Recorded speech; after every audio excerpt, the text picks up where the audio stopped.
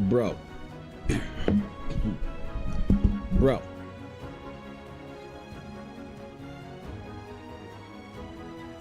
I forgot it was Friday. I forgot it was either Request or Fan Art Friday. Just didn't occur to me. Honestly, I haven't known what day of the week or month it is for like 2 months. You know, I didn't even know what day my little guy was born on, actually. You know, for like a week. We were in the hospital and they had to do some like ultrasounds and stuff. And they're like, can you please confirm the patient's birthday? And I'm like, couple days ago. And they're like, okay, all right, you need to get some sleep. So I didn't realize it was Friday, man. You know, look, we're just gonna do some concept art. It's gonna be a good day though, right? Good.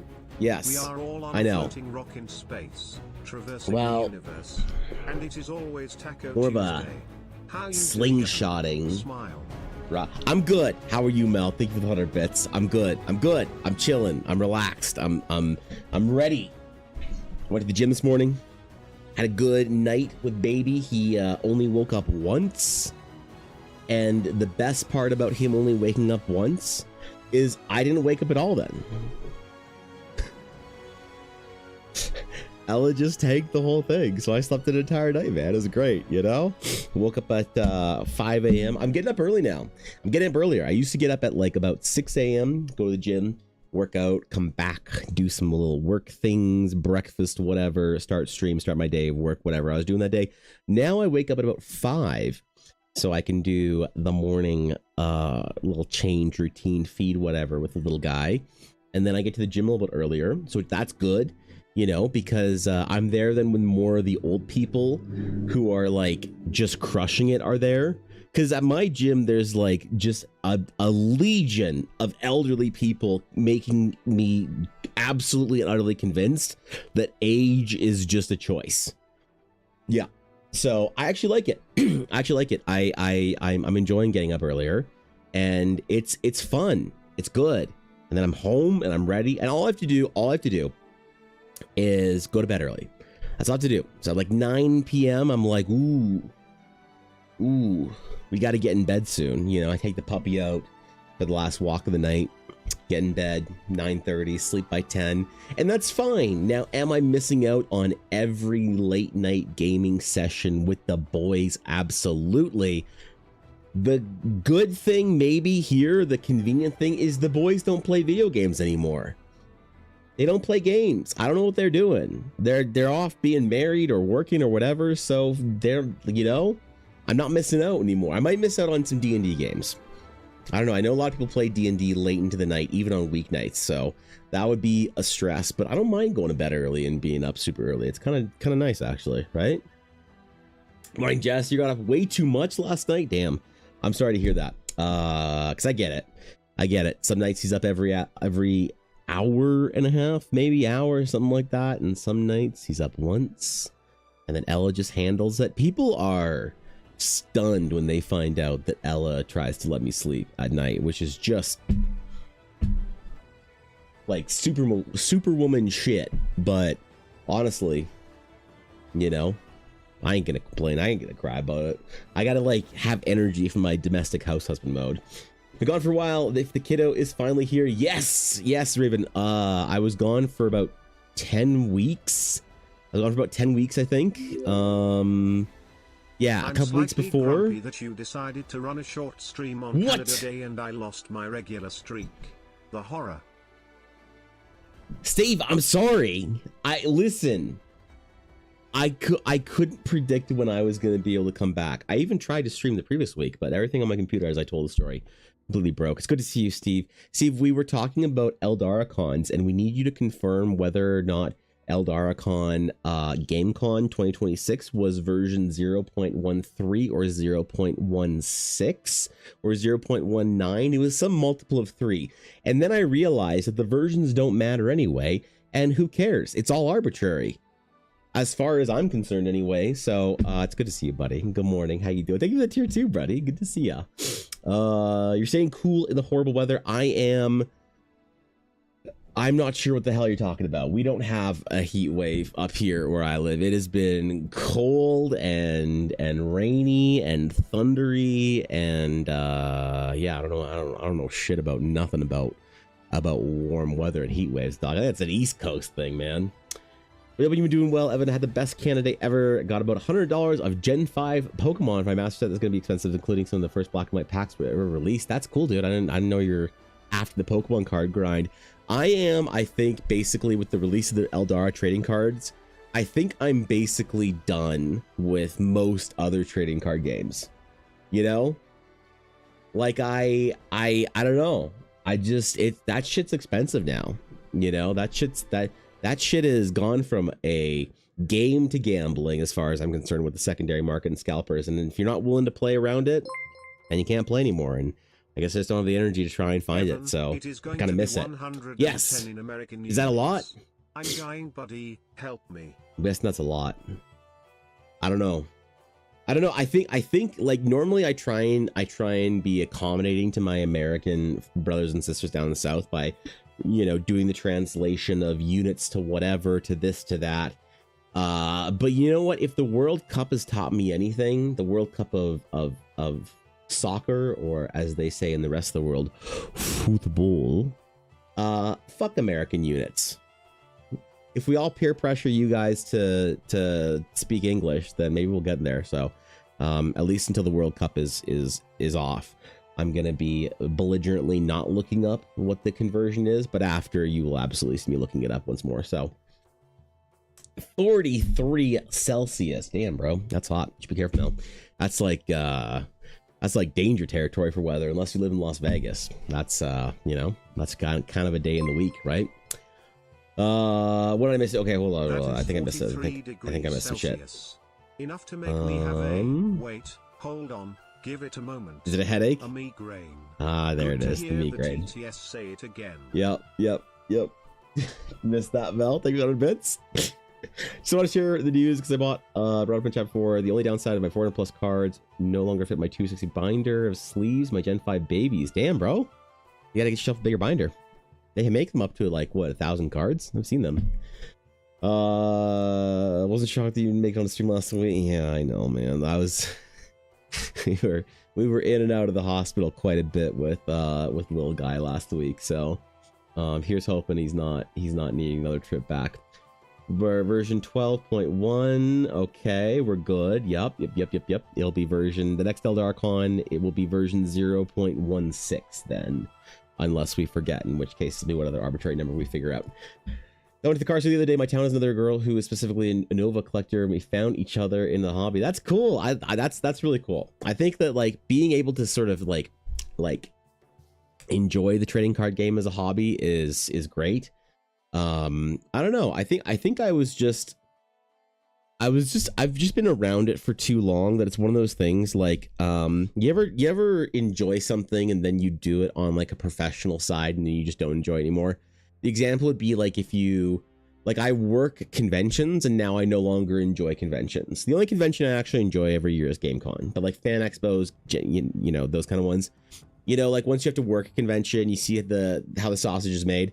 I worked at a card store for a long time that now I don't know, man. I saw when it was good. And so I see fewer and fewer people in the hobby of trading cards for the hobby of it.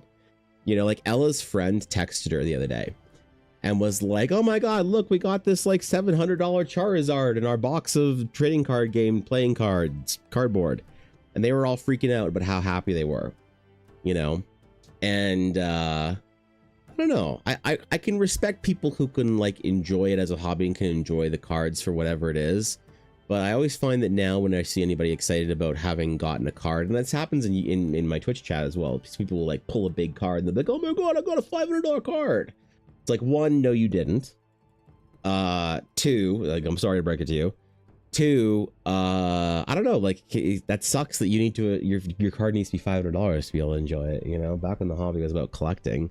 So I like hearing people are still doing master sets and collecting, you know, the forgotten dog shit generations of Pokemon like Gen 5. I'm just kidding, relax. I'm 36 years old. That's my right and duty to discard any generation after 3 is absolute trubbish. See what I did there? Mm-hmm. Gen 5's okay. But yeah, I'm glad people are enjoying it as a hobby. Yeah, it just the trading card game around it. Now that distributors and MSRPs are gone and stuff like that, and I don't know, it's just not for me right now, I think, anymore. I realized that the game stopped being a game for me when the question became, does the cardboard, what cool thing do you get in your cardboard, as opposed to does the cardboard is cool. Does cardboard cool, not what is cool. So I'm still collecting a little bit, but I'm not buying packs anymore, I guess I should say. I collect old sets of Magic, so I can appreciate the full set collectors out there, which is fun. I haven't bought any Magic cards in a while. There's been like, I don't know, a shortage in cardboard in my life since I did the Eldara trading card game. So speaking of Pokemon, can also confirm that Alberta was ridiculously cool during my trek through there. I truly regretted not packing long pants. I'm sorry, man. I should let you know that Alberta was on the chilly side of things. Apparently we have some weird weather this summer. It's been very wet and rainy and whatever, and probably to do with Pacific Ocean temperatures and shit. I don't know. I'm not a cartographologist. Do you think I know how to read the weather map? Jeez, man. Come on. Speaking of weather maps today, though, it is going to be a concept art stream. We're going to do and dive into a brand new topic, one that I'm very excited about. I decided, what are we going to do today? Woke up this morning to the gym, doing my thing, and I was like, what am I going to do when I get home? What kind of work do I want to get after? And I think we're going to do some starting stuff for the Rokari, because I have a very special little thing planned for them. The first Eldara zine series. That's right.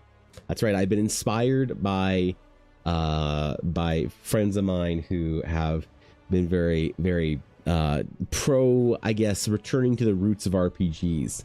I kind of want to do that for a little while I'm still able to, right? Because as things ramp up, as production gets more serious, as projects get bigger, I feel like I won't be able to do stuff very, very long, right? Like hand making every Eldara trading card pack over the last couple months, and then now starting the second edition stuff so that I can have stuff for the fall for conventions. That is a thing that I realize is kind of in some ways a luxury or a part of the hobby that the business side of things won't allow for very long.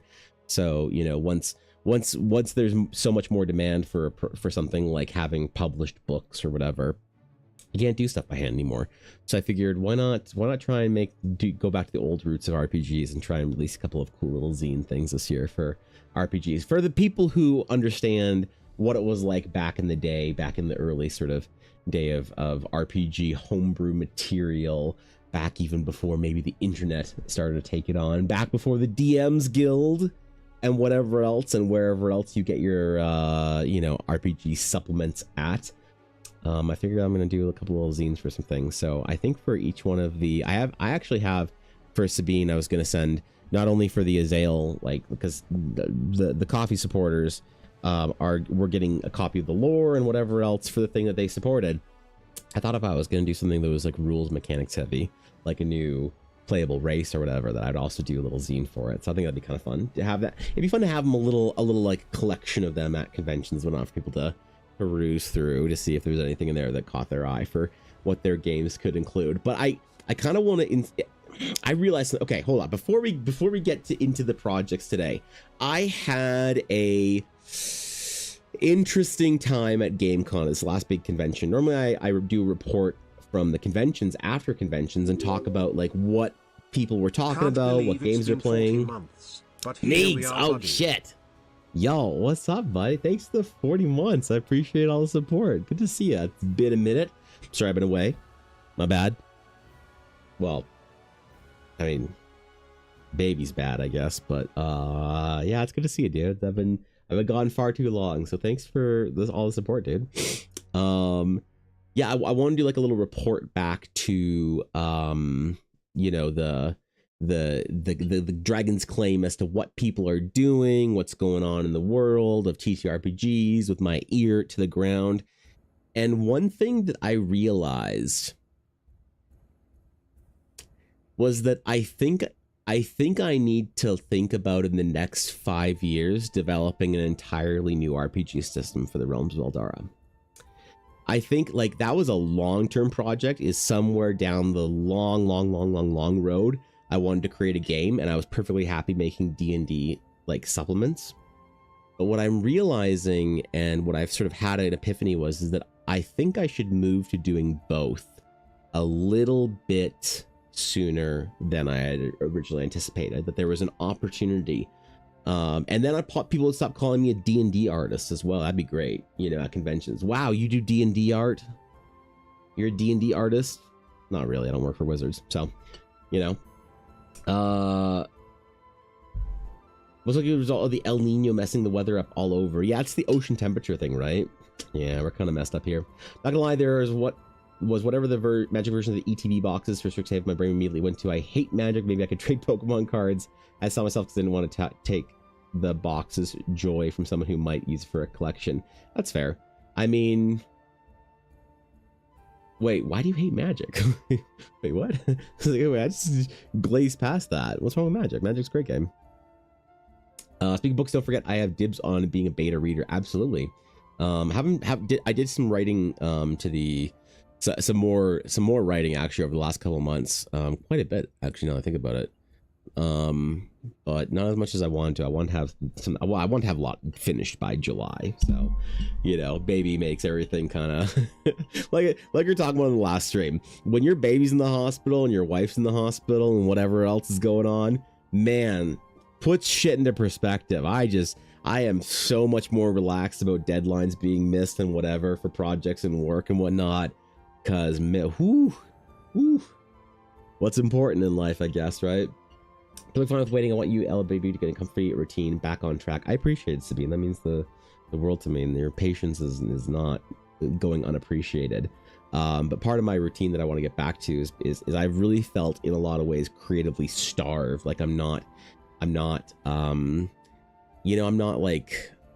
I don't know, myself if I'm not doing kind of work and whatever, and I falling out of routines for me and falling out of like work patterns and whatever else is like real bad for my mental health. So I'm trying to get back as fast as I can and get caught up on things, and obviously not have to worry about that anymore and whatever. But yeah, just in general, just getting back to the daily kind of process of being able to do things and working and creative and shit and whatever. There's way too many rule or complicated of an actual play system, and I don't like having to worry about card sets, colors, commanders, having certain meta builds. Oh, okay, all right. I mean, like if you're just a collector, I think that the game's fine too. Like obviously no one plays Pokemon, but you know, there's lots of pretty cards in Magic too. That's the thing. I don't know. I think yeah, I don't know. I don't know if I think that the Magic system is too complicated, because like the colors and stuff is like, I'd say no more complicated than energies. I don't know if I agree with that, but I suppose it is a leap if you're like, Pokemon is a game meant for children to play, and that's very simple, but it's really elegant. It's like Hearthstone in that way. Magic is supposed to be a more tactical, difficult to play game, and if you just kind of want to like sling cards, yeah, I can see why like something like Pokemon or Hearthstone is like more appealing or whatever. Definitely like the version of that comes in the Pokemon trading card game app is very simple and easy and fun to play. But I guess if you're just a collector, which most people are for Pokemon, I think Magic probably has maybe just as many like fancy whatever cards. But yeah, I don't like that they're doing the fandom stuff. The WotC unoriginal IP stuff is getting a little old for me. I was never really interested in it when they put Godzilla in their, you know, card game or whatever. It's like, come on, man, I want old school fantasy. That's why the sets that I collect in Magic are like older ones, back when Magic was like, I think a really you know, concentrated game. So the news here, the events of some card game called Yu-Gi-Oh are being canceled because the players' personal hygiene were so bad that it stank. Now they changed the rules of the actual game, not the event, that you need to shower and have clean clothes. Wow. I mean, if we did rank the stinkiest, we did this a while ago, we ranked the stinkiest players as was my experience working for a game store for about 5 or 6 years. Yu-Gi-Oh players were close to the bottom, like I guess close to the top of the stinkiest players. They were up there amongst the like Yu-Gi-Oh players and Pokemon players were kind of the top of the regular card games. The absolute rankest players were all the weeb ones. So Weiss Schwartz and, you know, Vanguard, anything with waifus in it, those were the real stinky boys. But Yu-Gi-Oh Pokemon players were kind of at the top. And then Magic Commander players were up there. It depended on what they were playing too, because like there's multiple games within each game, right? Like Pokemon collectors back in the days, back in like 2015 era, you know, plus minus 5 years. The Pokemon collectors were great. The Pokemon players were a little rough. The Magic collectors were rough, but the Magic players were decent. Except for EDH came out, so you know, Godzilla's the bestest boy. Yeah, well, I'm still get him out of my you know, get him out of my fantasy card game, I guess, or whatever. I guess dealing with the heat, we don't have any heat here. I don't know. I don't have a heat wave, unfortunately. It's gonna be a relaxed 20 degrees here, Celsius. So I don't know. We're not getting any heat waves this summer where I live for whatever reason. But I'm sorry for everybody that's dealing with the heat down south. Seems rough, man. All right. Concept art. Concept art. Day of the Rokari. That's right. Zine material. We got a whole bunch of stuff to get to. There might be some dragons involved. How are the Rokari involved with dragons? Don't worry about it.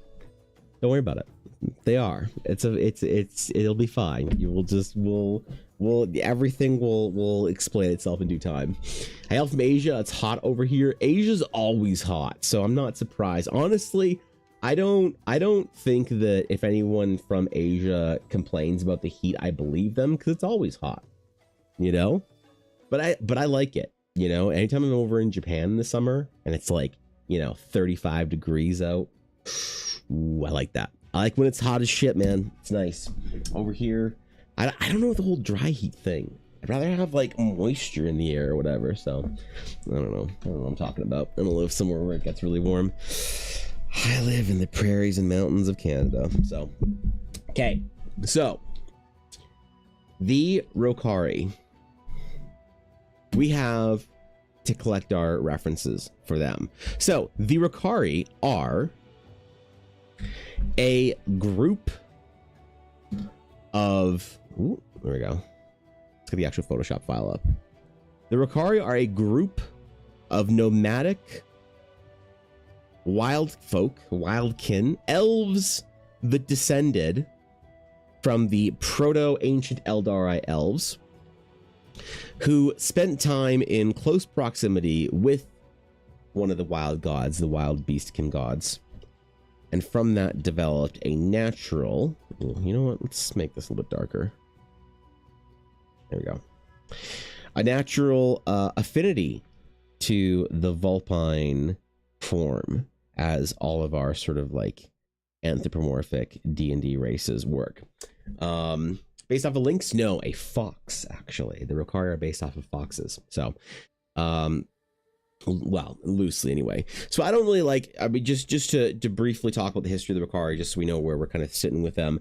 I do not like most anthro races in D&D for two reasons. One, I think that the whole idea of just sticking animal head on human body is an old legacy folklore concept, but it's kind of been played to death.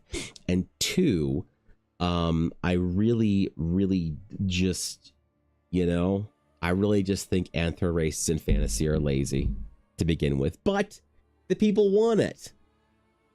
So we're going to try and make it interesting. So we have our story of our proto-elves, and those who are closer to the affinity of the wild take on more of the features. Those who are less take on less. So your Rukari could basically just be a fucking talking fox, could be a elf with slightly fox-like features, or anything in between. But we really focus on the main body of the Rukari, the canonical Rukari, which are kind of more of the weeb variety for the weeb players, because as we've identified, D&D is a furry game. Every game has to define itself as whether or not it's a weeb game or a furry game, and I think D&D has done much to try and firmly communicate it as a furry game, and that's fine. But we're gonna show the weebs some love, so we're gonna make sure that Realms of Eldara is a weeb friendly environment that is hostile and bitter to the furries. No, the furries can come. They listen. I have no problem with the furries. They're fine. They're very polite. They just don't have very much money, so they can't afford me. They can't afford my commissions. They can't afford my furry rates. That's why I don't do any furry stuff for them. So we're gonna try and make sure the Realms of Eldara is a Codex Weeb Starties conforming D&D setting. So our Rukari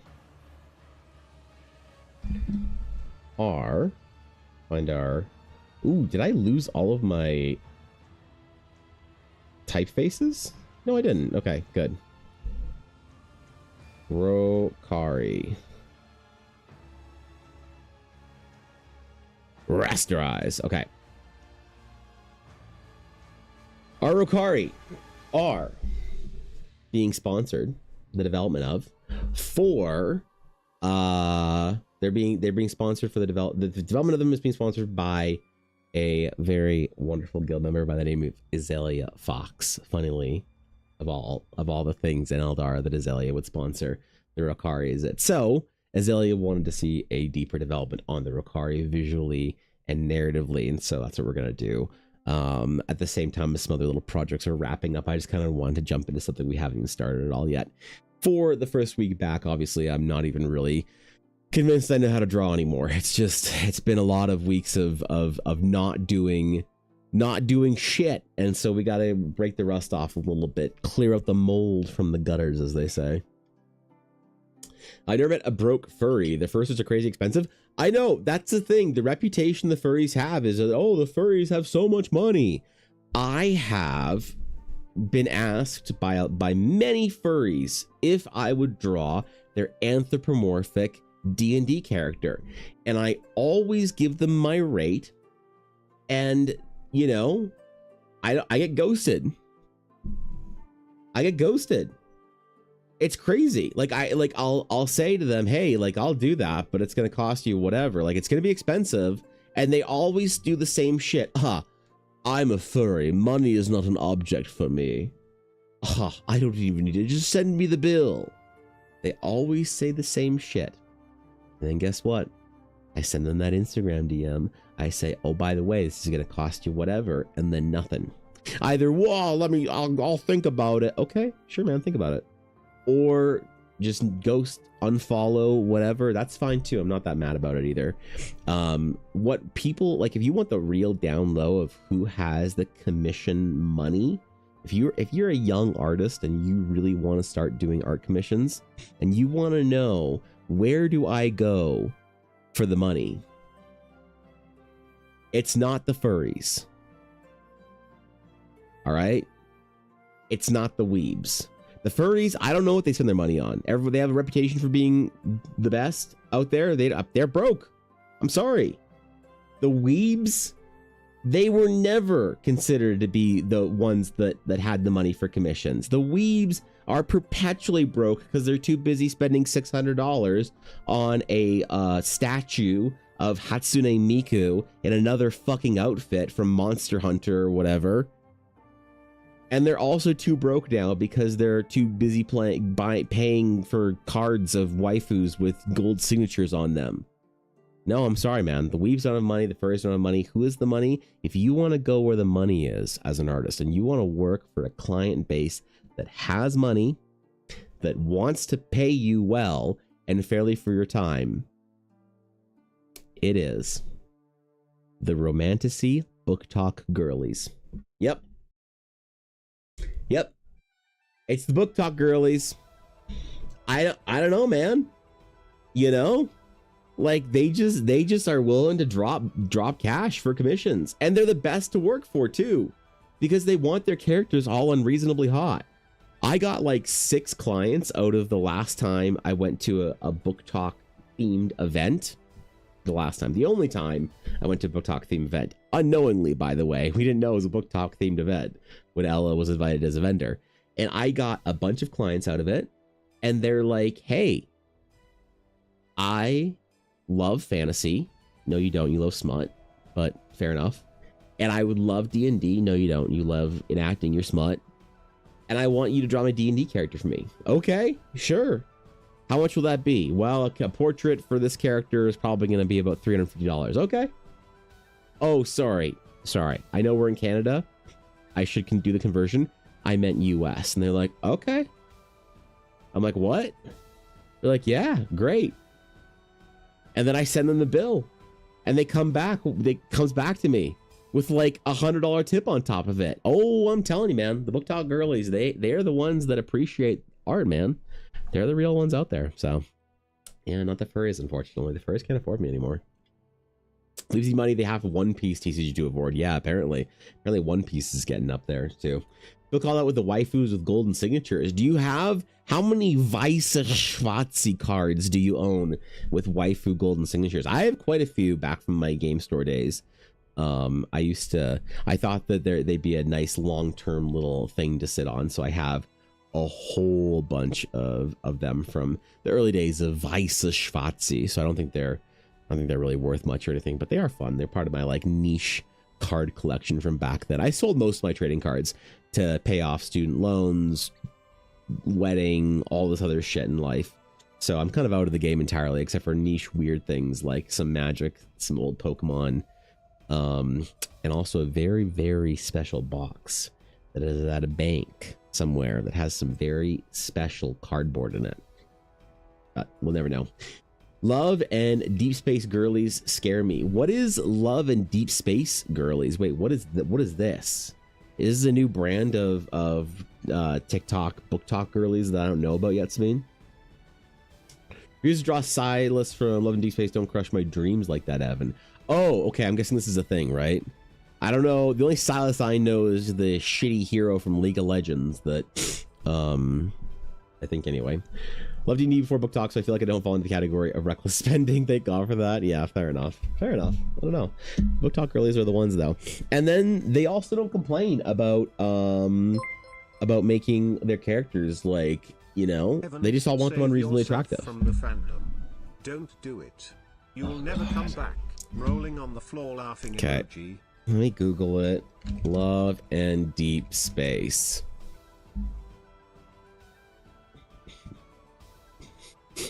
Love and Deep Space is a Chinese mobile game developed by Paper Games. The game is a spin-off of Mr. Love, Queen's Choice, and released as the second installment of the Mr. Love series. It was released on the Android and iOS on the 18th of January 2024. The game has received generally positive reviews and achieved commercial success.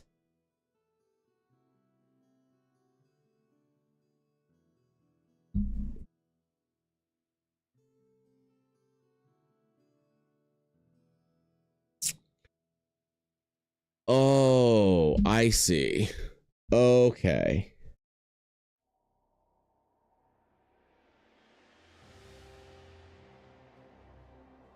Oh, I know what this is.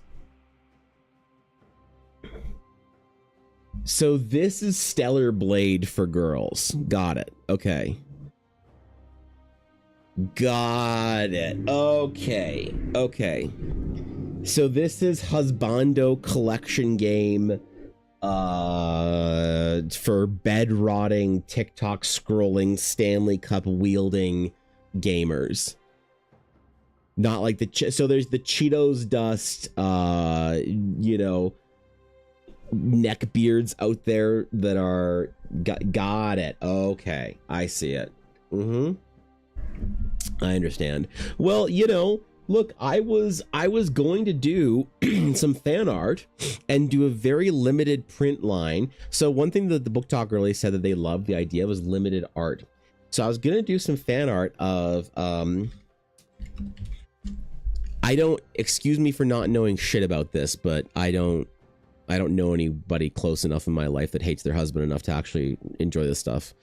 I'm kidding, relax. But so last fall, we did a Book Talk themed event that was a Court of Thorns and Roses fantasy ball. Now, we didn't know this, so it was a ball at a very prestigious, very fancy hotel in the Canadian Rockies called the Fairmont Lake Louise. Chateau du Lake Louise. It's a French chateau hotel. And they said, hey, do you want to do this fantasy ball? We think your dice would do very well. And Ella said, sure, I'd love to. And then later on, she finds out that it is something that's themed around a fantasy book series. And she's like, oh, that's cool. And it's called A Court of Thorns and Roses. And we don't know shit about it. And then we find out and go, oh, no. Oh, shit. Okay, well, whatever. We already committed. I guess we'll do it. And you know what? I didn't know what to expect, but it was the best. It was the best. The Book Talk girlies were the fucking best to hang out with, you know, which is great. And so there's another fantasy ball, and we're like, well, Ella did really well. I did really well. We got to stay at the fucking Lake Louise for $300 a night, and it's normally like a $1,000 a night hotel. So like all in all, we made some money. We had a great time. It was awesome. The next one's going to be at an even better hotel, the Fairmont Banff Springs, which is a Scottish castle that is literally the most haunted hotel in North America. Okay. And the ball is on Halloween this year. So it's going to be great. It's awesome. I get to see my Book Talk girlies again. This one is themed after another romantasy series for women who hate their husbands called Fourth Wing, about dragons. I'm kidding. Relax, man. That's the thing. The Book Talk girlies can take a joke. They can take a joke about them being husband-hating smut lovers. That's one of the reasons I like them. Furries, they don't take jokes. You make a joke about the fursuit and they get mad. The Book Talk girlies will be self-deprecating and it's funny. So apparently in Fourth Wing, there's dragons and people. And I did agree to do some Fourth Wing fan art of a couple of the dudes from the series and make a little limited print run for some of the patrons of the ball that had requested it on my Instagram, which was kind of funny. So I don't know, man, maybe I have a new genre of like Book Talk enjoying dating sit, like maybe this is a new you know, like era for me as an artist to explore the Deep Space Whispers of Love and Deep Space original soundtrack. Look at these guys, man. Look how handsome they are. You know, will it be free, Renard? Abso-fucking-lutely not. I will only do free run art. Well, I don't actually have a good reason. I don't know, or a good, like, you know, I don't have a good, like, metric or reason to do it or anything like that. Listen, I will never draw free run. I will never do free run fan art. Everyone has a price. I will never, ever draw some shitty, made up fucking fantasy weeb anime. Everyone has a price. Elf. Some Galadriel from Rings of Power knockoff Walmart elf story. Everyone has a price. I'll never draw it. You can't make me. Everyone has a price. I actually watched so that's that. Honestly, update on free run. The lore behind free run, by the way, the reason I'm shitting on it so much is because at Edmonton Expo last year, I had like 15 people ask me if I did free run fan art, which is kind of funny. So I have a vendetta against never doing free run fan art. But honestly, I'd never seen free run because I read the manga to a certain point, and I don't love reading a manga and then watching an anime. It's kind of like, you know, you already experienced a story once. I'm not the kind of guy that wants to go experience it again in different media or whatever. But I watched the anime because I was up a lot, you know, when little Evan Jr. baby boy was born. He was up like maybe every hour for the first couple of weeks, you know, just needed to eat. Little tiny bottle, little half ounce of milk, and so I'd wake up, I'd go downstairs, and I would feed him his bottle, and then you know, to get him back to sleep and stuff. So I'd be up for about a half hour. So I'd put on an episode of free run. So I watched most of free run and I actually really enjoyed it. It was a lot of fun. I think maybe the anime is better than the manga, which would upset, you know, just dozens of neck-bearded weebs that would hate the opinion of that. Didn't watch the dub though. Fuck the dub. Oh no, I actually did watch the no wait, I did watch the dub. No wait, I actually did watch the dub for like half of it. So anyway, fuck doing free run art, man. That's a bit goal that no one can afford.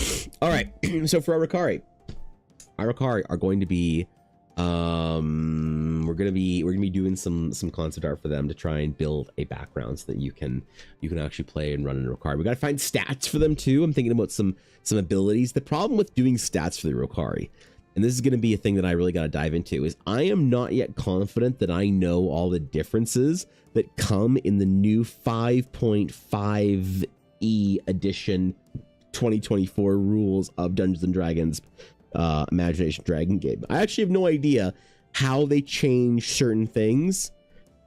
I do, but not in a confident enough way that I know how to write rules and mechanics for it. I know that races were one thing that were very much changed in 5.5 as far as like how you can select things, and now you can be visually an orc but mechanically an elf for some shit for some reason. I don't know. I don't play with anybody who plays in 5.5e either. So, but I know the majority of people do. That's actually one thing I can report back to from conventions, is that my initial speculation that people would not make the jump to 5.5th edition was wrong. Most people I talk to at conventions, which I would consider to be the enthusiast crowd, are actually playing 5.5e. They went out and bought another book and did all of that and whatever. So hey man, that's kind of interesting, kind of neat. I gotta upgrade a couple things, change some things around. Somebody asked me, which was a little bit weird, they said, hey, are your magic item cards 2024 rules compliant? And I was like, I didn't think they changed that much. So no, they weren't designed with the new rules in mind, but they should still work. The guy was like, oh man, it's too bad I'm not buying old editions of D&D stuff. And I was like, damn, is that guy crazy, or did I miss some things? So we got to figure out for mechanics and stuff for the Rokari how they're going to work for D&D. But this is just another reason that I have been thinking about diverging into the Realms of Eldara having its own thing at a certain point in time. But you know, I may also do some homebrew stuff for this, which we have to talk about. We never did our mail opening, so we haven't opened this or our little box from Melissa, but we have to do that today on the break. I gotta remember, instead of having an appointment I gotta run to. So yeah, the Cosmere stuff, apparently I don't really know much about it yet, but but the guy who sent this to me from Brotherwise Games, Merrick, who's kind of in charge of a lot of the project, honestly. I actually don't know what Merrick's full title at Brotherwise Games is, but this is basically his baby, this project. He was talking about needing and wanting a community of sort of like homebrewers for Cosmere stuff as well. I thought that was kind of cool, actually. So I don't know, maybe it'd be kind of fun to release something like for the Realms of Eldara in D&D, but also in like Daggerheart and Cosmere, or maybe like Drawsteel or something like that, like convert it across so that no matter what game you're playing, man, you can play with whatever stupid thing we create. I haven't even pulled these out. Hold on, I want to see the front of the book real quick. Oh my fucking god, the pages are gold on the, I forget what this is called when the edge of a book is a color. Oh my god, this is beautiful. Okay, no, we're gonna put that back. We gotta work for a bit, then we can do open fun stuff. That's actually sick. So gold leaf, no, it's a term for when you, I don't know, maybe that was gold leaf, but it's a term for when, what is it called when the edge of a book has color or an image on it? It is called,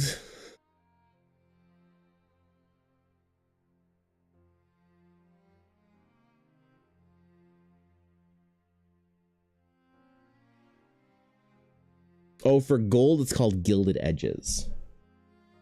Sprayed, yes, something like that. I don't know. There's an official term for it, but there's like a bookmaker term that I'm sure old European bookmakers that bind their books from calf hides and papyrus scrolls or whatever happens in Europe. They have a special term for it, and it might be sprayed or whatever. So, but regardless. I think that's fucking cool. And if I'm going to print a book for Kickstarter that I'm going to get actually published at somewhere like that, I'm absolutely going to do the same thing because it's fucking sick. So, all right. So for Ricard, we need a couple things. We need on our to-do list. To-do list. All right. Very important. We need rules. We need art of the male/female character selection screen.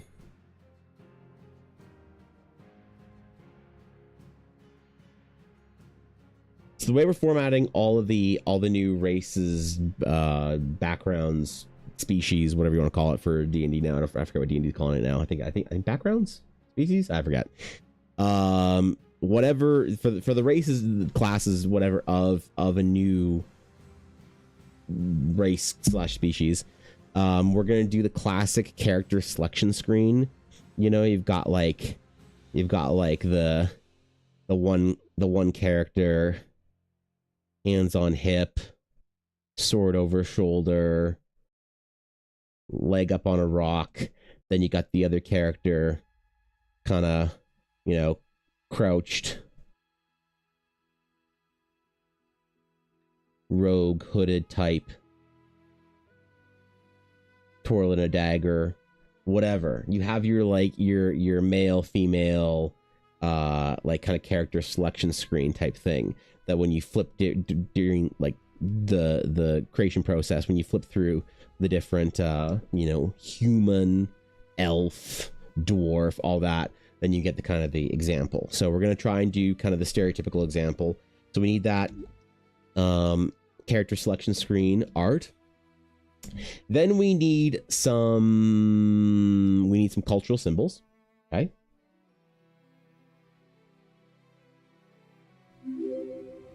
And this is kind of their branding, their design, right? Elysium, yo, thank you for the tier 1 for 58 months. Holy shit, good to see you, dude. How you been? I appreciate the support. Welcome back for another month in the Dragon's Claim. What's going on? Also made 2014 5th ed stuff first, then started adjusting it from there. Might work out great. I think it's probably what I'm gonna have to do next. So, you know, fair enough. That's actually a very sensible way of doing it. I also just spilled water all over myself. What's up, Coop? Good to see you. So in our culture and symbols, and this is kind of going to be our cultural symbol concepts, let's just say. And those are going to be things like how do their patterns, how do they communicate ideas? You know, you think of like your dwarves are very like rigid stuff, your elves are very flowy, your humans are kind of whatever in between, and your hobbitses are this and your orcs are that. That's kind of where like indications of how they kind of form design, I guess. That's kind of the foundation which everything is born off of. So this is actually maybe should be at the top. Culture symbol concepts, and then we're also going to do some background stuff. And within that we have things like buildings, weapons, maybe like tools or something, animals. These are things that would fit into if there was like a culture around something, right? Like if they had, if the Rokari have a culture around gardening, if there was a culture around, I don't know, riding a land seahorse in its marsupial pouch, something like that. That's like kind of the random stuff, the background stuff that fits into sort of painting a vibe of what and who they are. Kind of like you might draw a bunch of bows for elves, a bunch of hammers for dwarves, but just trying to do a little background stuff. So maybe I think that the Rokari, one of the most important things then is their family unit and how they sort of live. And so they live in their like burrow homes. So we might do some concept art for that first, which would be kind of fun. But those will all kind of like create, I think, that multi-page zine. I don't know how many pages of a zine we're going to do or how complicated, how large it's going to be, but it's going to have, you know, all the different sort of components that we need to be able to play a Rokari convincingly, not only mechanically, but in the world of Eldara, right? Which is part of the whole point of doing all this deep dive for our D&D races and classes and stuff. So good morning, Bylong. What's up, dude?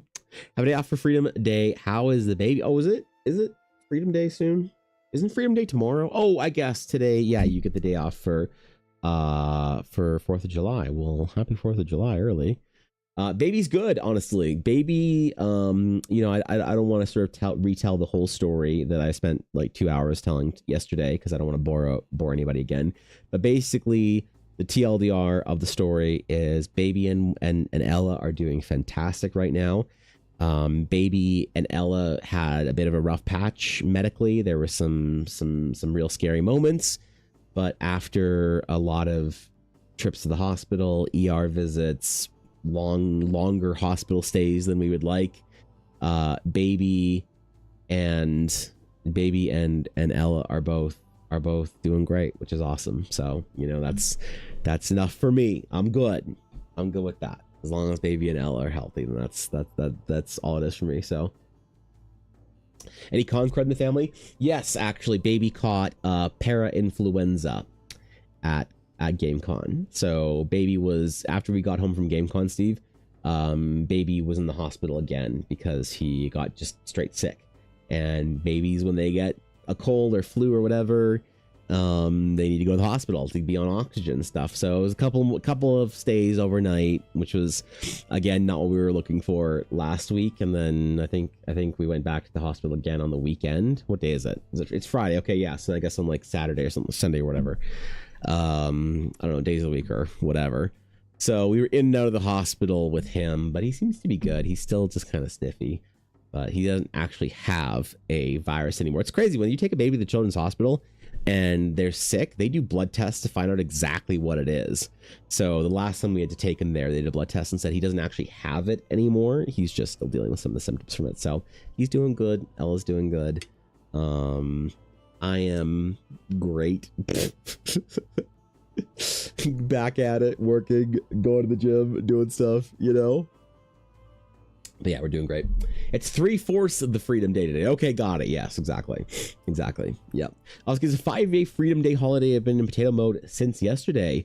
Sabine, what was it going to be that we were talking about 2 months ago that you were gonna do after tax season. I think it was Pokopia. I could, don't quote me on that. Maybe I got that wrong. I'm just trying to remember back to the before times, back before my life was just dishes and diapers and adorable baby smiles. I think you said that you're gonna finish tax season and just dissolve into a puddle of Pokopia for a while. I hope you got a chance to do that for a little bit anyway, because I don't know, I need somebody to vicariously enjoy that game for me. Oh, they're doing well now. It's scary when babies are sick. Yeah, it is. Honestly, it was really tremendously stressful and terrifying for a little while, when it's like when Ella's health was at risk and her safety was at risk, and then after baby was born, when his health and safety was at risk. That takes a couple years off your lifespan and a couple more gray hairs and whatnot, but they're good, and that's good enough for me, so still checking over the reality post-baby versus expectations of 90 days pre-baby. No, I mean, like, the expectations have been fine. I think I was right about everything. Honestly, anybody who complains about how difficult it is to have a newborn needs to just nut up. What a bunch of weak weirdos. Holy, you can't be up every look. The only thing that, like, if she wasn't in the hospital constantly and he wasn't in the hospital constantly, we would have been fucking fine. Holy, are you kidding? We got him back from the hospital and we were catching up on sleep, doing great, crushing it. And then also we were back in the hospital on heart monitors and shit. I'm like, oh, fuck. Pokemon was super fun. Now back in Fire Emblem mode. Also promised to do a full portrait request of Vesper on new DD character when those are back on coffee. I should... Oh, fuck. Okay. I'm feeling a little guilty because I did promise that, like, that I would have coffee requests open when I got back. But I still have stuff that I need to catch up on. Like, I still have the stuff that I'm the sponsored projects. I have Brooklyn's full portrait character. Like, I have a bunch of stuff from, like, literally last year that I'm trying to catch up on. I don't really want to open up new requests, but I feel bad that I said to, like, a lot of people on, like, Instagram and TikTok, like, here, you guys understand. But I said on Instagram, TikTok, people were like, oh, when are these going to be back open? And I was like, whenever I'm back on streaming and stuff. And then I got a message on somebody from TikTok last night or whatever, or sometime. They're like, oh, hell yeah, dude, I see you're back to streaming, man. It was great to see you on stream. And I don't know who it is. Just wondering, those commissions are still closed on coffee, dude. I'm like, oh, fuck. So maybe I open them and just put a really long wait time. Because I do feel bad. I feel awful about it. If I just open up portraits for a couple people and just tell them it's going to be a couple months, or whatever. All right. But we're going to get these things finished, and I'm really excited about getting it done. So, for our Rokari today, what do we know about them? The Rokari lore. Let's just make a little lore section. Known lore. Let's call it known lore. Dude, I got EU'd by an 11-year-old a while ago in my family for referring to something as lore. Did you know that Gen Alpha, like, teenagers use the term lore to describe, like, background and history of things? Like, oh, those two celebrities have lore together. Or like, oh, the lore, like Taylor Swift's like boyfriend lore or whatever. Okay? And I was talking about how I have to write a bunch of lore for, for some things that I'm drawing.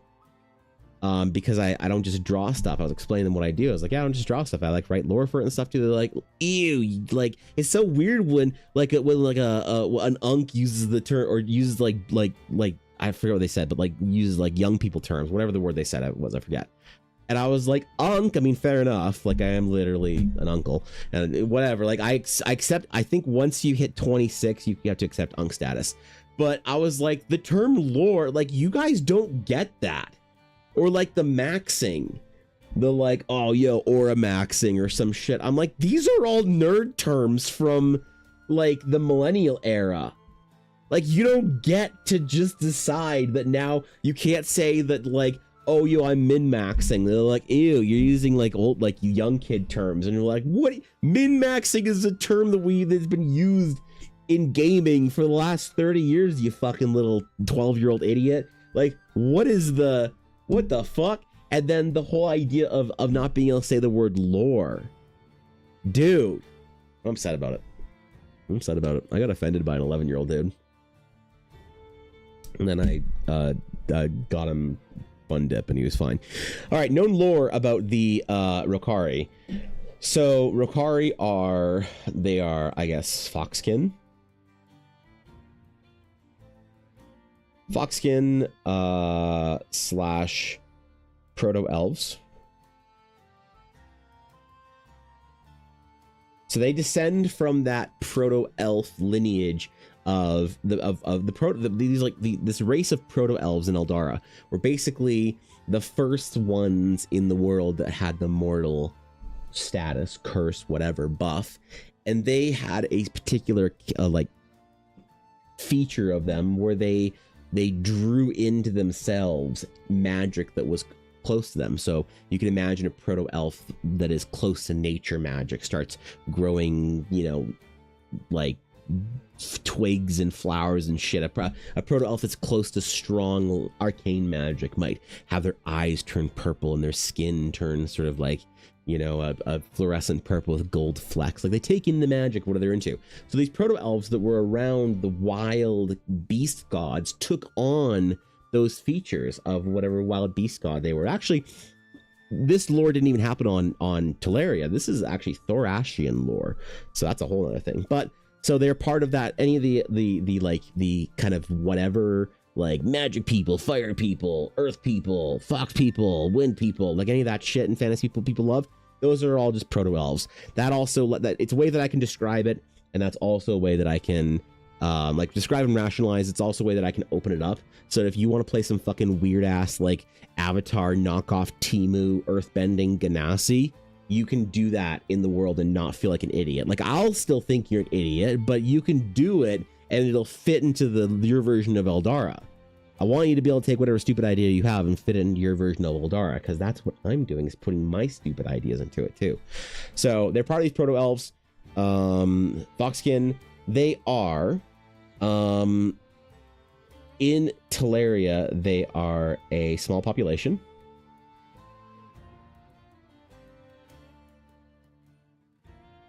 From Novalia. They stand on a shorter stature.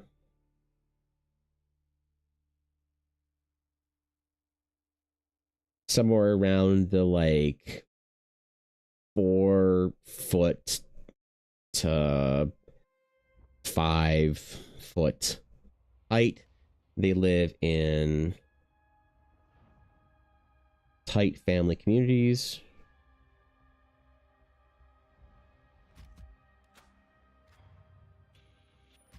Live in tight family units. They live in burrows. They are known for natural affinity to nature magic.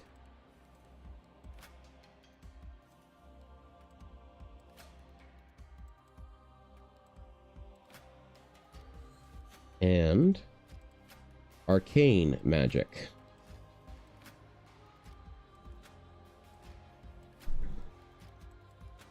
It's only short compared to Ella, damn it. Shit. There. It's young person because they heard their parents using the term and they taken it for their own. Shit. Did we get our term yoinked again? Making 3 to 4 feet tall. That's a bit short right there. Damn, that's like Mandari height. You know, they practice second breakfast. Second breakfast. No, because the problem is they're going to be very they're going to be immensely cozy. Like, if you are a 31 to 38-year-old corporate job working woman that will buy any cozy game that comes out, any Stardust Story, Little Witch in the Graveyard Keeper, any of that shit, and you just want to LARP as somebody that doesn't have a job and can snuggle up in the blanket and hold their cups like this, the Rokari are your jam. They are absolutely snug and cozy. So I suppose we need to find like a group of those kind of D&D players and figure out how many meals they want to eat a day. If my experience and exposure to them on TikTok has been any indication, they want not only a second breakfast, but a complete day of breakfast. They don't believe in dinner. They believe in various incarnations of breakfast and lunch all day. And that's it. So yeah, we can lean on our hobbitses a little bit. I think that unfortunately the burrow, living in a burrow type thing does, automatically make them hobbit-like in most people's eyes. So if we play into that, it's probably okay. See, the ability to either cast a wizard cantrip or a druid cantrip. That's a great idea. I love that. Wands or saves, just use magic hands when we're what are we giving them? So they practice, I guess, they practice more of a sorcery type of magic than an academic type of magic, more of a folk magic. So I don't know. It's a good question. They bury their food and dive headfirst into snowbanks. Yeah, absolutely. Why wouldn't they? Wait, don't you? Cottagecore? Yes, cottagecore. Exactly. Yes, like the cottagecore switch cases that Ella can't find.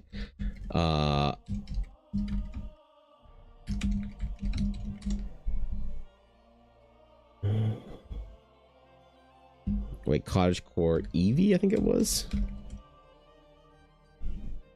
Yeah. Yep, it's this one. Yep, the cottagecore Nintendo Switch 2.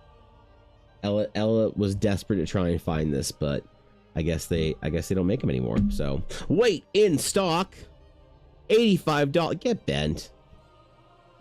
Get fucking bent. $85 for a fucking Switch case? Are you crazy? Is that actually how much it is? Am I unironically expected to shell out $85 so that Ella can have an adorable Eevee cottagecore case on her stupid ass Switch? Is this a joke? Is this a joke? Puff case. Oh my fuck. Okay. All right. We can assume they have heightened smell or hearing with the foxkin attributes. Absolutely. They will have very keen senses because, after all, we have to consider which kind of animal they're taking after, predator or prey animals. And of course they are foxes, so you'd think they'd be predators, but for some reason people have this idea that foxes are nothing but prey. They're like fucking ratting terriers, man, vicious little bastards. But yeah, we probably will give them like heightened senses and stuff like that. I have a new game for that much? Dang, I know, right? Jeez, holy shit. I don't know what to do about it. I brought our Switches with us to the hospital most recent time, and I realized I don't even have a Switch case. So I need to find a Switch case. Or I just take Ella's Switch case, which is some Pikachu bullshit, and get her the one she wants. But I just don't know if I can justify 85. That has to be secondary, like secondhand market, whatever shit, right? Oh, it is. You sneaky little bitches out there. You little weirdos. I swear to God, anytime anything Pokemon, anytime anything has a Pokemon on it right now, printed on it or whatever, someone's buying all of it up so they can scalp it out on Amazon and eBay. Okay. Well, there goes that, I guess. Well, I can buy from PlayAsia. I haven't bought anything from PlayAsia.com in probably a decade and a half. Not since I would buy... oh, that's Australian dollars. What the fuck is that in...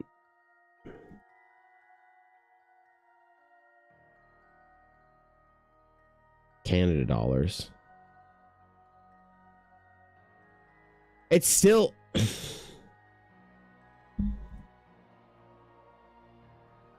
Okay, $50. I can do that. I can justify that. I just don't know how much shipping is from fucking PlayAsia.com.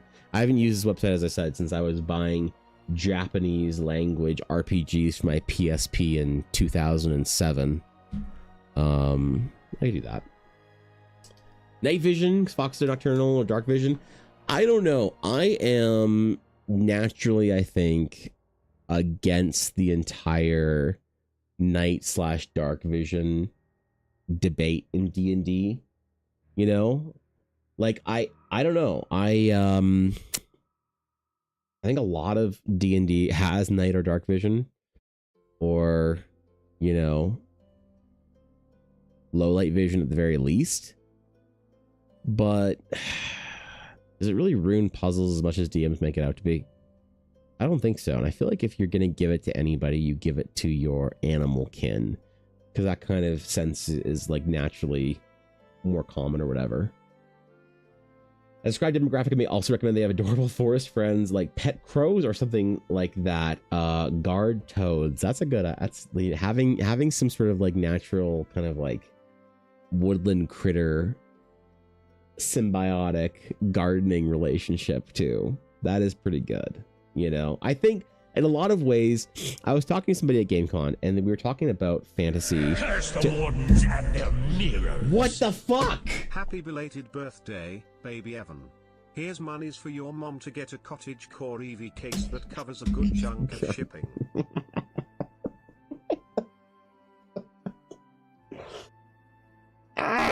Okay. Thanks, Sabine. I appreciate that. I'm still sick.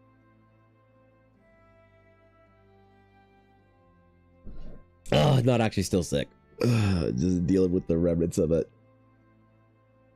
Holy shit. All right, well there you go. I will order a cottagecore EV case for Mama, and she will be there. I don't normally Ella's watching stream, so she'd see that and freak out.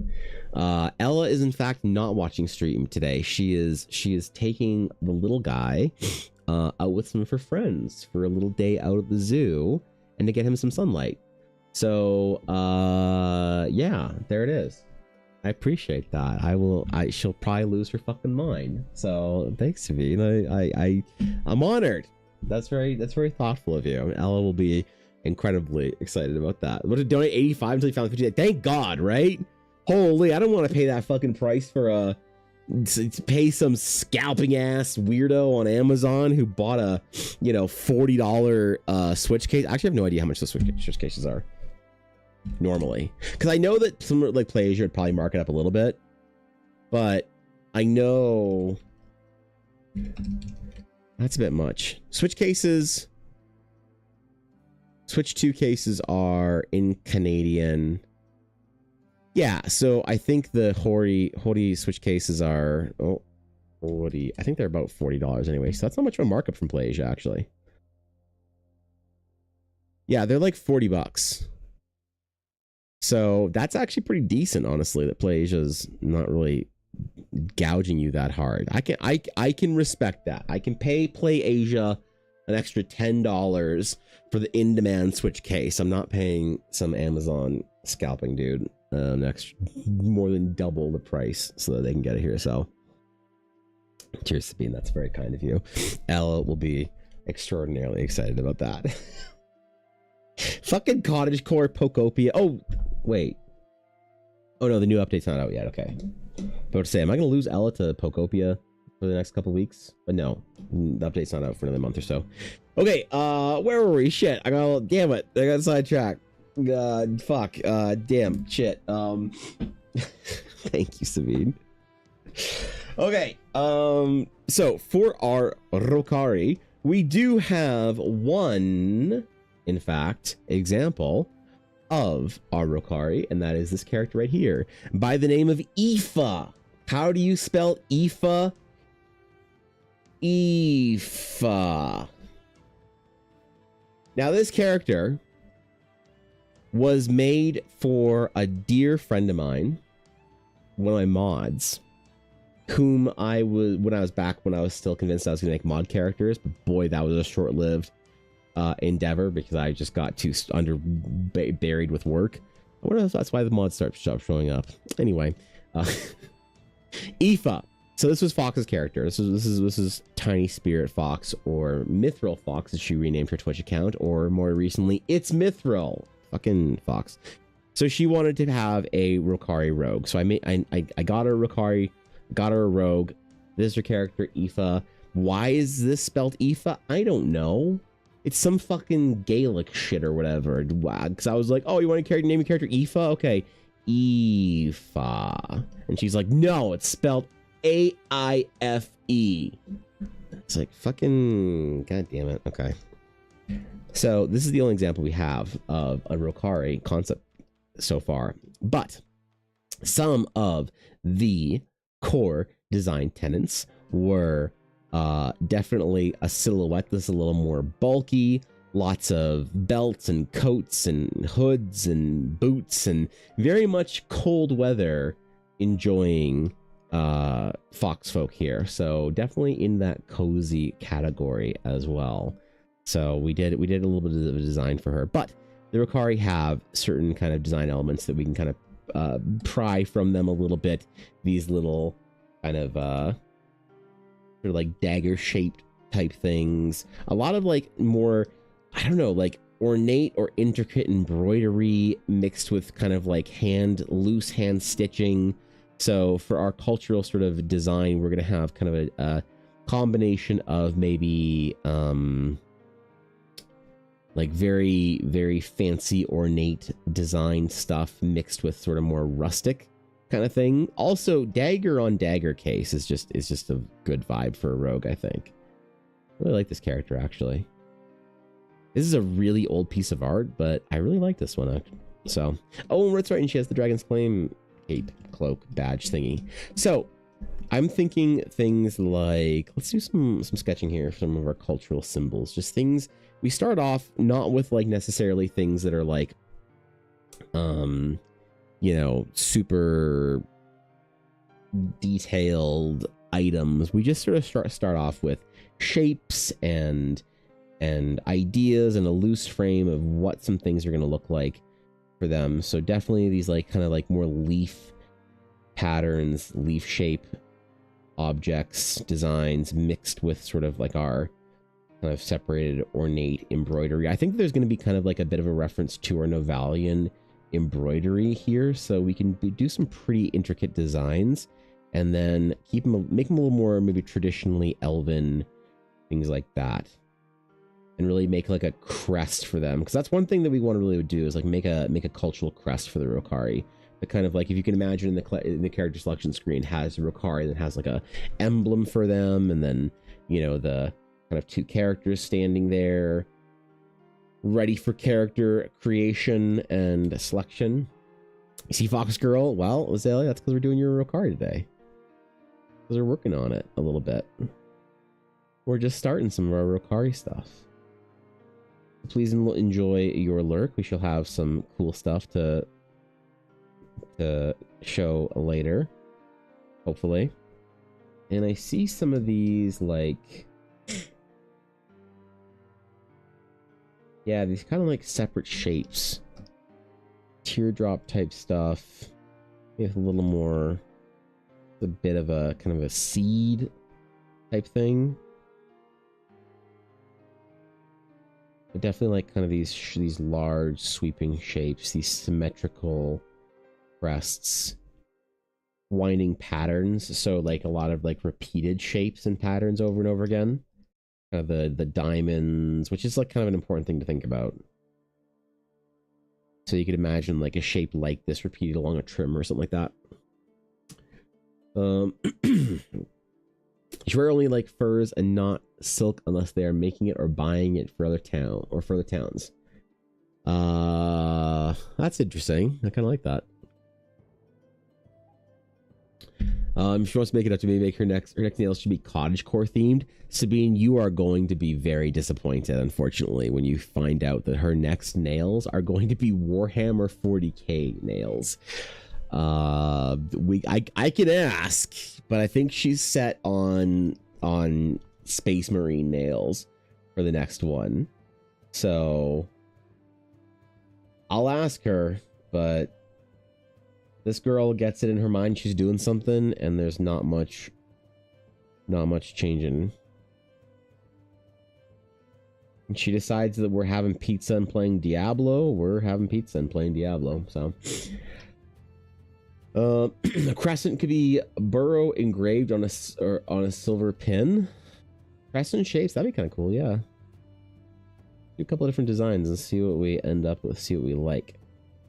A couple of different things we can imagine, kind of like replicated over and over again. Definitely like some ornate design, but obviously, you know, nothing like the, I don't know, nothing like the Azael or whatever. That's a whole different cultural group of fine artisans and jewel crafters and all that. It's interesting to like figure out what a culture is kind of known for in D&D. You know, like we have our sort of our holy trinity of like elves, humans, and dwarves.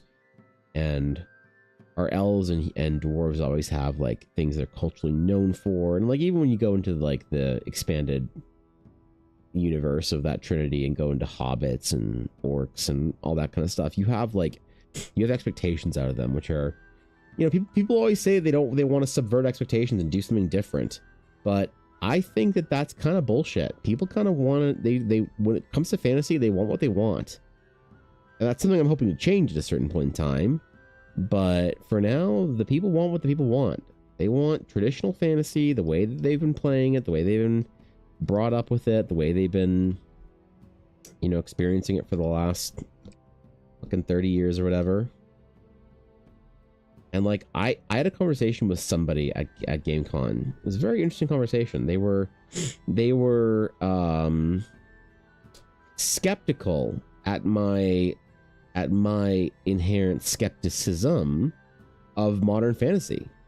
I said fantasy was too self-referential, and that something like science fiction can be, you know, modern science fiction is far more inventive and like original and interesting to me like that than fantasy is. And they said no one goes to fantasy for something new. And I was like, what? He said, yeah, who the fuck wants something new? I was like, what do you mean? And they're like, we all want Lord of the Rings and Legend of Zelda, and they listed a couple of other things. We don't want anything new. Like, damn, you just said it out loud. You are the person that I always reference, and you're just standing in front of me saying it out loud. All right, then. It was very interesting. They just wanted their elves to be elves, their dwarves to be... They want their elves to be pretentious, their dwarves to be Scottish, their humans to be British. All my drow are Australian, my dwarves are New Yorkers. That's funny. My elves are Scottish/Irish, and my orcs are all Slavic. That's funny. I don't love the I find that a lot of the kind of New World accents are something that takes me out of it with characters. So very, very, very rarely will I give an American accent to like a regional American accent. Obviously, I speak in an American accent, being a Canadian, but you know what I mean, right? People with that southern twang or that Boston fucking, I don't know what you call a person from Boston that doesn't know how to speak English, or New York or whatever. But that kind of, I don't know, it just always sort of feels like it doesn't really fit for me. But I kind of like that you take the regionality. Doesn't work for me, but I like that there's like an inclusion of that outside of just our traditional elves are British and dwarves are Scottish. And no one is Slavic because no one wants to eat borscht and piroshkis, which is a shame. And it's a dying shame, if you ask me. That's kind of cool, though. Like the Australian drow. Literal down unders. Let's go. I don't really... Someone actually asked me about drow. They're like, oh, I play drow only, and I like drow, and drow are the best. I'm not an experienced drow player like Silesian is, but I don't actually have drow in Eldara. I'm not... What do you mean? Like, you know? I want to park the car in the guild's yard. I wonder how this will sound through the TTS. With the car in the guild's yard. Yeah. Yeah, I don't know. a lot of those. There's only one character that has probably a more American accent that I can think of, and it's kind of a joke, but that's the good Lord Ashton. He's a refined gentleman. Besides that, fuck him. Fuck him. He's a villain. You're supposed to kill him, not join him in the game. God damn it. God damn it, Atari. Always running Ashton as a sympathetic character. Playing a werewolf game. One player summoned a Fey ally? A New York accent, that's funny. Was not one of my brightest ideas. I mean, the problem is Brian's not really going to take it to the place where you want to be, right? I think it's the problem. Give the gnomes Eldara American Southern accents? There's no gnomes in Eldara. Gnomes. Pfft, who plays a gnome? I don't know a single gnome player. Actually, that's a good point. I don't think I've ever done a... I have only ever done one commission that I could think of. I'm really afraid that I'm gonna just like ruin somebody's day if I just pretend like their thing didn't exist. But I've only ever done one D&D character commission for somebody that was a gnome. I've only done one gnome, and it was in 2020 when I had just opened commissions, like just started doing them for the very first time, D&D characters, and I made a big mistake and agreed to something I shouldn't have, even though it turned out great. I agreed to let Mendari buy a commission off of me and give it away. And the reason I say that's a terrible mistake is I could have just been like, I'm at the mercy of however crazy or deranged the person was. And you never know, right? There's a lot of people that I won't work for because they're just not, I just don't want to work for somebody that is like too demanding or picky or whatever. So it could have been an absolute asshole. Turns out it was a great dude. Super excited, super nice to work with. So it turned out great. Terribly dumb idea, super dangerous, but it worked out fantastically. And he asked me to do a gnome artificer. And that was the last time anyone's asked me to draw a gnome. And one of maybe 2 times that anyone's asked me to draw an artificer, which is kind of funny that was like the very first one and then never again. Play gnome wizard with a very loud, colorful tri-corner wizard hat. That's pretty cool. Give him that flair, you know? Hello, Drow, so much and surprised you recall my DM has really bombastic and funny Drow cleric NPC, and she's got a fantasy Slavic accent. That's cool. I don't know. I don't like. What do I not like about Drow? What bothers me about Drow? I don't like.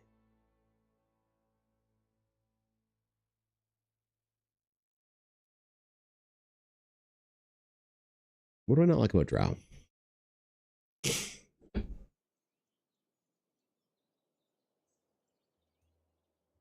Trying to narrow it down is actually hard. I guess you could say you don't like the vibe of something. I just don't like the vibe of Drows. The whole like underground Spider-Mancer. Like it's just a little, I don't know. This is not for me, man. It's a little dramatic. I suppose one of the things, you know what? Okay. I think I know why I don't like Drow. I think that I don't like D&D ideas where the D&D character, because they have something selected on the character sheet, is automatically comes with a profound amount of presumptions. Sort of. So like Drow players who want to play Drow want, like, they're into the whole fucking Underdark thing. They're into the whole thing, and that's great. The problem is, you know what? Okay, I get it. My problem then is when people say something along the lines of, "Bro, you should put Drow in the realms of Eldara." What they're not saying is you should put a race that's a player option of like something dark elven that feels like a rebellion against the nature-loving, sort of sunlight wielding sort of norm of modern elves. What they're saying is they want to play a Drow from D&D, from the Forgotten Realms. And one of my biggest pet peeves is when people try and take a core D&D idea that is content from Wizards of the Coast and get me to put that into Eldara. So we're talking kind of a joke about how we're going to lean on the whole cottagecore thing for the Rokari, because they live in burrows and stuff. And again, 31 to 38-year-old corporate women that play Stardew Valley and those kind of games love that shit. So that's more of a general thing. But I think the problem that I have with Drow is they're one of a very specific group of D&D ideas where you cannot transplant it into your world without being entirely unoriginal. If you want something that feels the same way that Drow feel in connection with other parts of your world, you can do that. But often I think that people aren't very imaginative. Like that's one thing that I think is very interesting as an artist to think about. The general population, and maybe this applies to you and you can be honest about it, and maybe it doesn't. The general population are not very imaginative, and they don't want to be. People will tell you what they want, and I think the worst thing you can do as a creative is listen to them. Because all they can tell you that they want is what they've already had.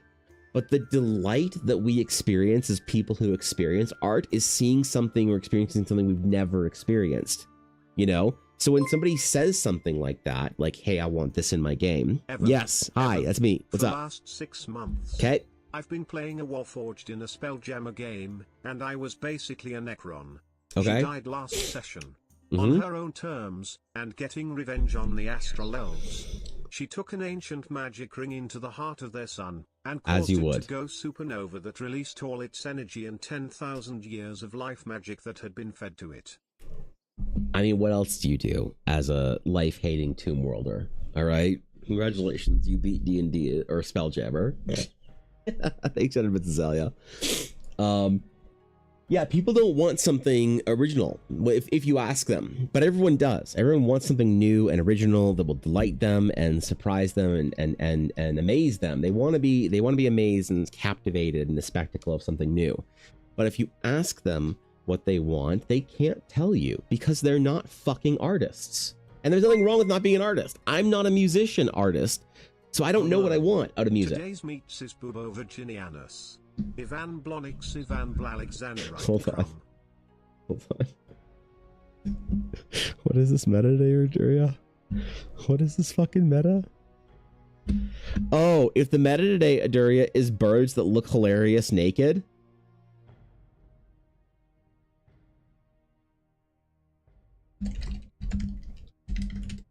If that's the meta is birds that look hilarious naked, I'm gonna rank the horned owl at a solid 9.8. Great fucking naked bird. Yes, thank you. Yes, thank you. But yeah, like I don't know what I want out of something that is like, you know what I mean? Like if I don't do something, and if I'm a consumer of something, art, entertainment wise, I don't know what I want. I want something new. I don't know what it is. When I look for new music on Spotify, I'm not looking for something exactly. I'm not like, wow, I wanted to have the lyrics of Taylor Swift's third album combined, amalgamated into whatever with the beat of Deadmau5, and like you don't do that. You go into something being like, I want something new that speaks to me. And what ends up happening is you experience, I think, this isn't necessarily the most precise use of this term, but there's a term I really love in art referred to as a gestalt. All right, so that is basically saying that the combination of something is greater than the sum of its parts.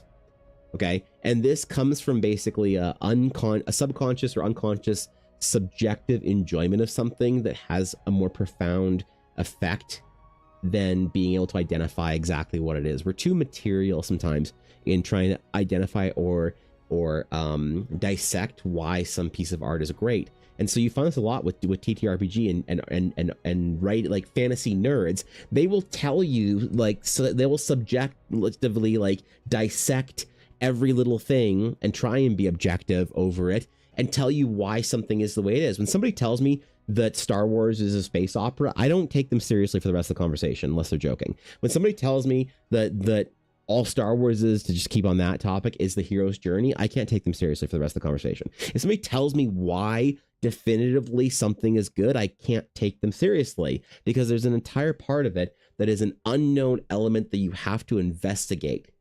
And you can't just decide what that element is. And even though you want to find a resolution and sound smart, you can't. And I've never seen anyone do that. The process of finding out, sort of like trying to cerebrally dive into something and brain it really hard and figure out why something is good, is such an involved, in-depth process that it is excruciating to be a part of, because it's just so up in the air and unknown. You're wandering in a dark forest and you don't know which way the right answer is. So when someone says, oh, I mean, the reason Lord of the Rings was good was, they're not really thinking about it. I'm not going to listen to them, right? Because they don't know what they're talking about. So this is one of the reasons why we operate on, I try and operate on this stream with so many, like, kind of like being willing to pose a question without looking for an answer, right? Because we can pose a question and then you find in searching for the answer, you find something of value, even if you can't directly pinpoint what it was. So a lot of the times people will say exactly what they want. They're like, oh man, I want this and this and this out of fantasy. No, you fucking don't. Don't lie to me. Because then when something new comes out, you're like, oh my God, I just never knew I wanted this. Right. And so I think that's really important for D&D, like for writing stuff for TTRPG and for fantasy, is creating something that is, you know, like the familiarity of fantasy is great, but people will tell you like, oh, I want Baldur's Gate, Lord of the Rings, this and that, like the person did at GameCon. But what they want is something fucking new and that captivates them. So I think that part of, but I will say this, sort of like finish that thought about the person at GameCon, is that I think people want something that feels safe, because so much of fantasy feels safe. And when people try and do different things with fantasy, it's often very weird or genre defying. And so a genre that's very narrow, like fantasy, that can be met with a lot more skepticism when you enter into you know, a different concept or whatever. So it's like, how do we still stay within fantasy with it while doing something new? Like, you know, Arcane is not a fantasy. It's not fantasy. But if you argue the academics of it, oh, well, it's a fantasy and that this magic, whatever, chem, tech, punk, something or another, sure, fine, whatever, man. But if you put a fucking gun to a person's head and you say, is this a fantasy? Then no one's going to say yes, right? It's just like Star Wars, the space opera debate, I think is entirely useless, because if, again, people will talk about a space opera and say, Star Wars is not science fiction, it's space opera. And you put a gun to their head and you're like, do you think 100 people would agree with you? They say, no, 100 people say it's sci-fi. Okay, so now you're being honest, right? And so that's kind of an interesting thing to think about with fantasy too, is that like, what do we want out of the fantasy to keep it fantasy without being so self-referential and so overdone and so boring, you know? So I don't know. Like that's like maybe the problem with Drow and some things that people will say like, oh, bring this over into Eldara, because the problem is that, you know, something like Drow is content required. It's like colored dragons in D&D is content, you know, absolutely just content. And the whole point of it is to create like a and new on the 62nd content. Month, the Lord said, may the prodigal streamer and engineer brought together in divine union return, that's us, bearing a gift upon the earth previously unseen by the heavenly and earthly hosts. That's an optimistic term, gift, okay? Yeah. Well, granting peace upon the prodigal streamer until such yet. a day that they will rise to take the place That'd on be the great. dual thrones of art and architect. Yes. The earthly host will look upon the gift and rejoice, granting the prodigal streamer great favor until the end of days. Excellent. In the name of the Cheetos and the Space Marines and the Lord of the Rings trilogy, amen. Thank you, Guapo, for your blessing upon our son. I don't know if I'd refer to his stinky ass as a gift, but I'm glad that you're seeing it that way. I do in fact think that he will be a bigger troll than me. And I have told Ella that she will not stop me. Darth Baby will be more powerful than either of us, and she believes me now. So thanks for 62 months, man. Thanks for that, buddy. I appreciate it. Yes, we are back finally. Baby is healthy now, Ella is healthy now, and I can return to talking about dumb stuff on the internet no one cares about. So cheers, man. Thanks for that. I appreciate it. A lot of people would expect something specific from Drow, added Teldara. Yeah, in that case, I'd be more flexible. Dark elves. Well, sure. Okay, so like really, I think if you peel away, like, what is it that you like about the Drow Silesian? If you can, I'm not going to try and put you on the spot entirely, but it's an interesting exercise. I don't expect you to have a full answer, but an interesting thought experiment is to see if you can produce the qualities of Drow that you like without naming the content of the Drow, right? So think in terms of like how they make you feel and what parts of them you like to sort of like the fantasy, how the fantasy of the Drow makes you feel, as opposed to exactly the content of spiders and underground and mushroom people, like that kind of shit. Because there is a lot of stuff like that, you know, with something like cyberpunk, like makes me feel like very different than, like, as a genre, sorry, not as a game, but cyberpunk as a genre makes me feel very different than something like Lord of the Rings does. And there's something intricate about it intrinsic about it that is, again, that gestalt of flavors and themes and whatever that comes in the genre of cyberpunk or the genre of high fantasy that makes you feel really good in one way or another. That gives you a sense of something, you know. And it's the kind of, like, I don't know, it's an interesting experiment, because when you really dive into it, it's really hard. It's like almost impossible to fully identify what you love about something without naming the content, you know, without saying like exactly what it is, how it makes you feel, and how another story like that written in the world could make you feel. Like this version of traditional elfhood that you mentioned a lot, I think night themes are very intriguing and beautiful in a way that isn't all bright and light. That's great. Absolutely. I think that the night, if you want to talk about sort of the human psychology of it in a little bit, the nighttime carries this kind of like seductive deviance to it. It carries this like kind of heightened sense of danger and sort of has this like this rebellious kind of thing. It's kind of the same reason why cyberpunk most of the time basically always occurs at nighttime, you know. In cyberpunk the game, I think it's called Night City. I haven't played fully into the cyberpunk, but you know, you think about cyberpunk, you think about dudes in coats walking down streets with neon lights from fucking Hong Kong in the 80s and dancing holograms, and it's kind of sleazy and whatever, and that kind of like grunge, that greasy part of society is fun to kind of like roll around in once in a while.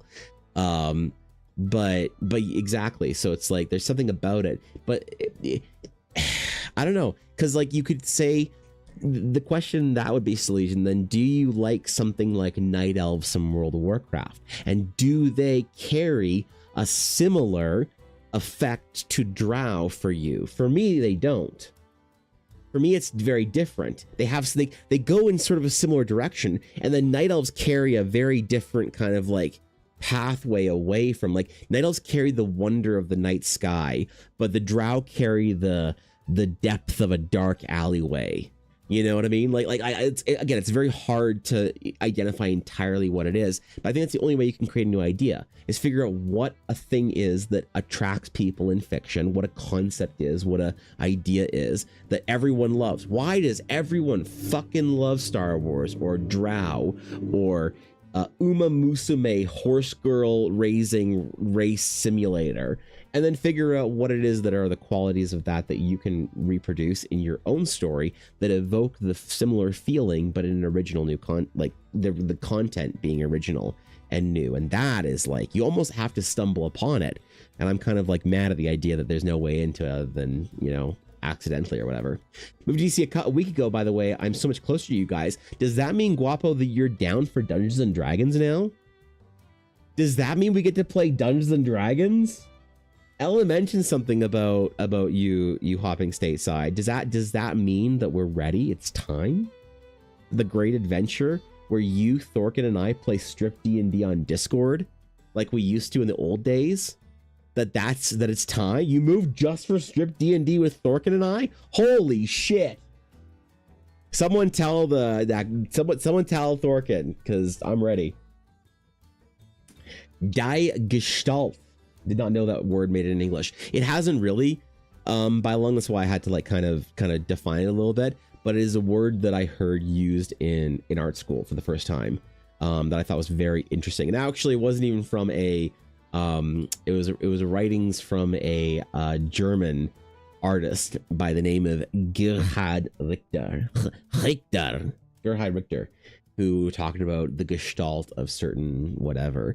And I thought that's a fucking phenomenal word that we do not have in English, because to say that something is greater than the sum of its parts does not quite communicate, I think, the sort of the bombastic declamatory nature of referring to something, of christening something as a successful gestalt. It's like the word a fugue. Like to try and describe a fugue is not something that you can necessarily do in English, but the fugue is like a title that you declare something as achieved fugue, and some musically. And I think the gestalt is also something where you declare something has achieved true gestalt.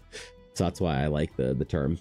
Have played WoW, but aesthetically the Night Elves appeal to me. Oh, interesting. Okay, so that's I mean, that's great. That's like I said, there's a directionally the Night Elves and Drow take the same direction, but they veer off into very different vibes. But there's a part of them that appeal to you more than maybe the like the Blood Elves or something or whatever, and that's kind of interesting. So I don't know, it's really hard to try and find and figure out and identify new, like, why you like something in another game. So like when I try and figure out what the usefulness is when somebody says, hey bro, oh man, oh, you got a D&D thing, yo, you should add Dragonborn in to D&D. Your D&D thing. Do you have Dragonborn in your world? I want to be a Dragonborn. I was trying to figure out what they actually want, because Dragonborn is a Wizards of the Coast thing.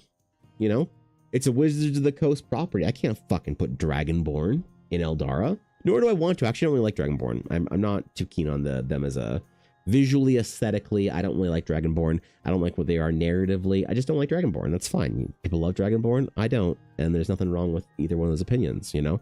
I'm not judgmental of people who do love Dragonborn, but you won't catch me adding something that feels like that is a carbon copy to Eldara. And even if it wasn't a Wizards of the Coast property, if Dragonborn predated Wizards of the Coast and D&D, then I still wouldn't add them in. But I absolutely can't, because they're definitely a Wizards of the Coast thing. So the interesting thing is when somebody says, bro, you should add Dragonborn to Eldara, what do they actually want?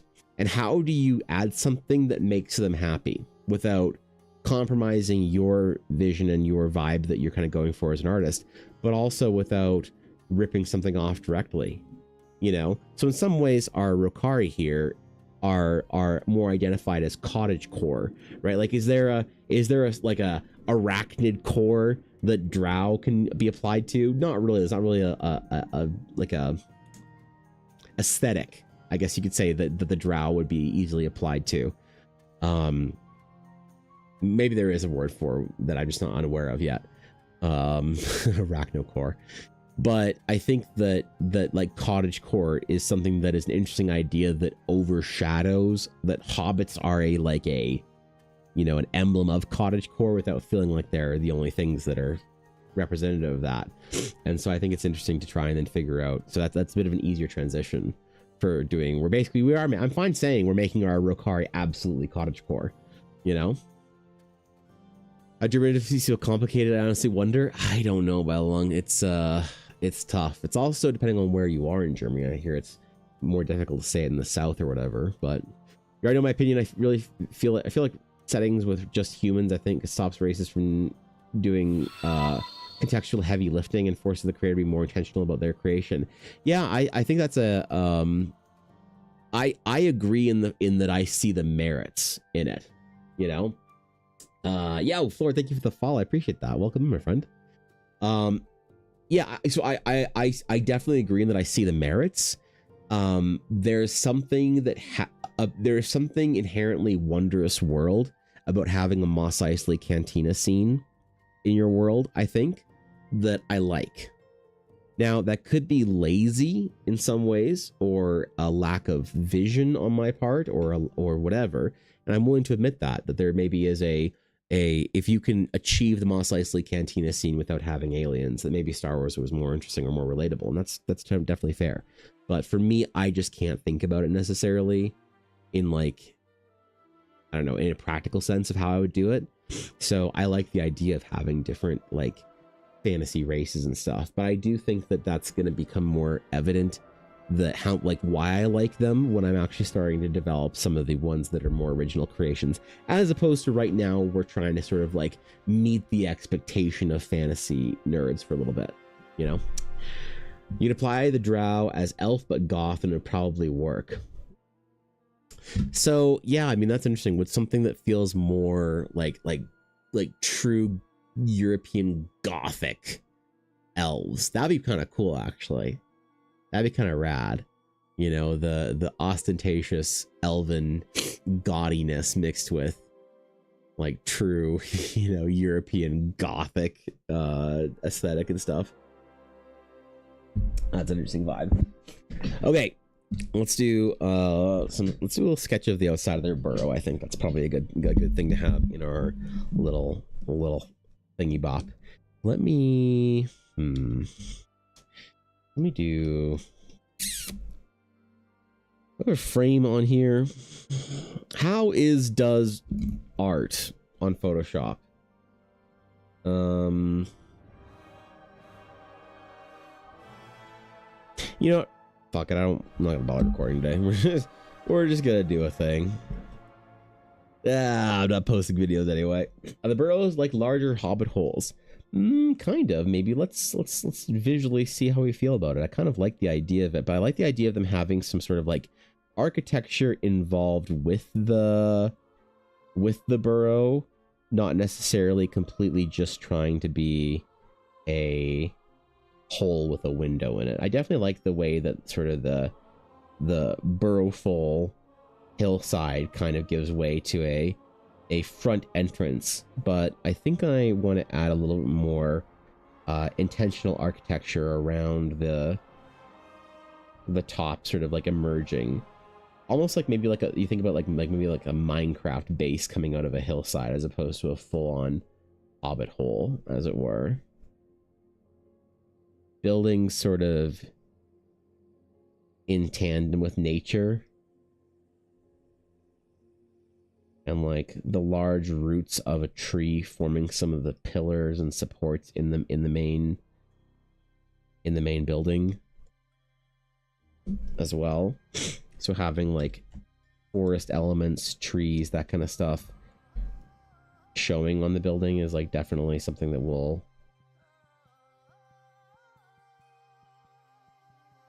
shoot for.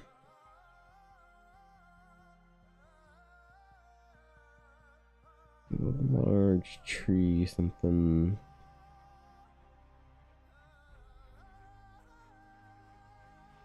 Kind of a wintry adjacent cellar type thing in the side.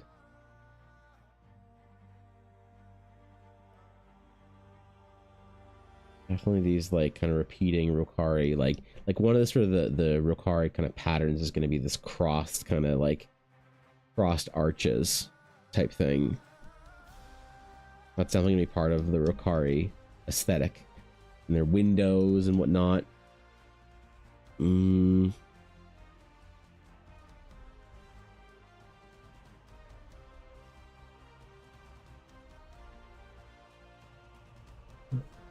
Oh, I thought you had a new D&D group, Sleeves. I read that wrong. It was a new job in D&D group. Got it. I was like, new D&D group and something job. I already mixed that up. I was like, new D&D group? Dude, I need a fucking new D&D group. I need to find like a Facebook moms D&D group. The problem is, Facebook moms scare me. So they're a whole different crowd. I think if there's any nerd hobby that has the dads in it, it's actually weirdly Warhammer. That's where the nerd dads are. I need to make some dad friends, dude. That's what I need to do. Problem is my hobbies are not they don't coincide with the family, the traditional dads, because they don't have time to waste on Diablo and degenerate fucking gaming. And that's kind of all I want to do right now. If I had free time. Which I don't yet. I'll gain some free time the next couple of months, probably. Right now, I am still in the trench, as it were, so, you know. It's been going for almost a year with an in-person game. That's so great. I love that. That is one thing from GameCon that I have can report back that the D&D community is sort of engaging in one way or another, is that it seems like in-person games are kind of back in the in popularity. I hear some wild takes at conventions though when it comes to Ella's dice. At least like selling things to people is an interesting endeavor, because when it comes to something expensive like Ella's handmade dice sets, I never try and sell anybody on them. Because if you like appreciate it, then great. Then you probably want to get them because you recognize they're kind of the best dice that are like out there in some capacities. But if you don't value that, then you know I'm not going to try and like sell you to try and be like, oh, you should buy these. Like that's weird. It's exhausting for me, and I don't think it actually makes sense and works. But one of the weird like protests that I hear people say like, well, these are really nice, but I never like dice, but I never use them. We play online. And I always think that's very interesting. You know, the idea of the online D&D group not having use for dice. And that's kind of a foreign concept to me, because even if I am playing online, I will use a physical character sheet and a physical set of dice. The only thing, and physical books, the only thing I need from an online tool is to be a board to show and be able to manipulate where different figures and models are going and place down terrain and shit. That's all I use like Roll20 or any of those like Foundry or whatever for. I don't use them to run the game, as it were. You know, I'm not like clicking buttons in D&D Beyond and shit. That's just not my jam. So I sometimes say to people things like, oh, you can still like use physical dice for online D&D. You just roll dice and use a character sheet. And like once in a while, once in a blue moon, someone will say something like, wait, you can? It's like, yeah, you can do whatever you want. It's Imagination Dragon game. They're like, oh, I wanted to use a physical character sheet and a pen and paper, book and dice, but we play online. I thought I couldn't. I'm like, well, I mean, like, ask your group, but like, yeah, there's nothing stopping you. There's like a rule in there. And that's kind of fun to see someone like their horizon expands, their world opens up. But fairly often when I hear that protest, and I think I heard it twice at GameCon, someone will say something along the lines of like this old guy was talking about how they were gonna play, you know, they play online. He basically did the thing where he's like, wow, your dice are really nice, but like they're very expensive, and I wouldn't use them anyway to play online and whatever. And then he continued on to say something like, I was at my table and this is happening beside me, and I was kind of talking to somebody, and I was kind of hearing this out of the corner of my, but they were looking at whatever, and I was kind of like overhearing the conversation. They said something along the lines of, but like, I'm not gonna trust my players to like, you think I'm gonna trust my players to tell me what they roll? And Ella kind of did the like, haha, yeah, I guess, like, for sure, you know, like, definitely, you know? And I have always aggressively maintained on this stream the position that if you are worried that your players are cheating in Imagination Dragon game with their made-up story, you probably shouldn't be playing with people that you don't trust not to fucking cheat at a made-up tabletop role-playing game. I've always said that. Like back when people were really getting into D&D in like 2021, 22 era, when somebody was coming into my chat every 10 minutes to say they've just started playing D&D and like, you know, whatever, just found Critical Role, just started playing D&D, lockdowns, whatever. And I'd hear people say things like, you know, oh, I can't, like, I don't want to play with this kind of person, or my group has this problem or that problem or whatever. I always maintained, like, just don't play with people that you don't like or want to play with or whatever. And if you're worried about people, like, not, like, if somebody's cheating in the game or whatever, just don't fucking play with them. That's kind of weird, you know? I don't I'm never gonna want like a dice cam for my players. Oh, you got too many high rolls. You need to start rolling in front of the to me that's just such a weird thing to do. I know for so many groups that's so common, the idea of like this adversarial relationship. The second that's like one of my sort of like personal DM rules. The second a player becomes adversarial against the DM, and not like funny banter or whatever, but like they really do think that the DM's out to get them or that they need to win against the DM. The second the relationship becomes adversarial, I am done playing with that person. Right? Like the memes are DM just constantly trying to kill us. But like if you like every once in a while you'll have somebody be like, oh, can my friend come play D&D? Oh, sure. And that friend is like the neckbeard rules lawyer trying to actually their way out of anything. You know, oh, you can't do that because he's already had one action this turn. That's crazy. Somehow he got 2. Yeah, somehow he drank the potion and threw the fucking magic beard at your elf. And now they need to make a will save to see if they get the beard. Right? The beard flayer. And like you can find a rule, well, they don't have a legendary action left. Like, I don't know, man. You know, sometimes you just like kind of narratively describe something and like it blows your mind. It's kind of like the player that says like, haha, I can't be in darkness. I have ultra dark vision. And like, I always think it's kind of interesting to tell a player like that, like, yeah, you can't see.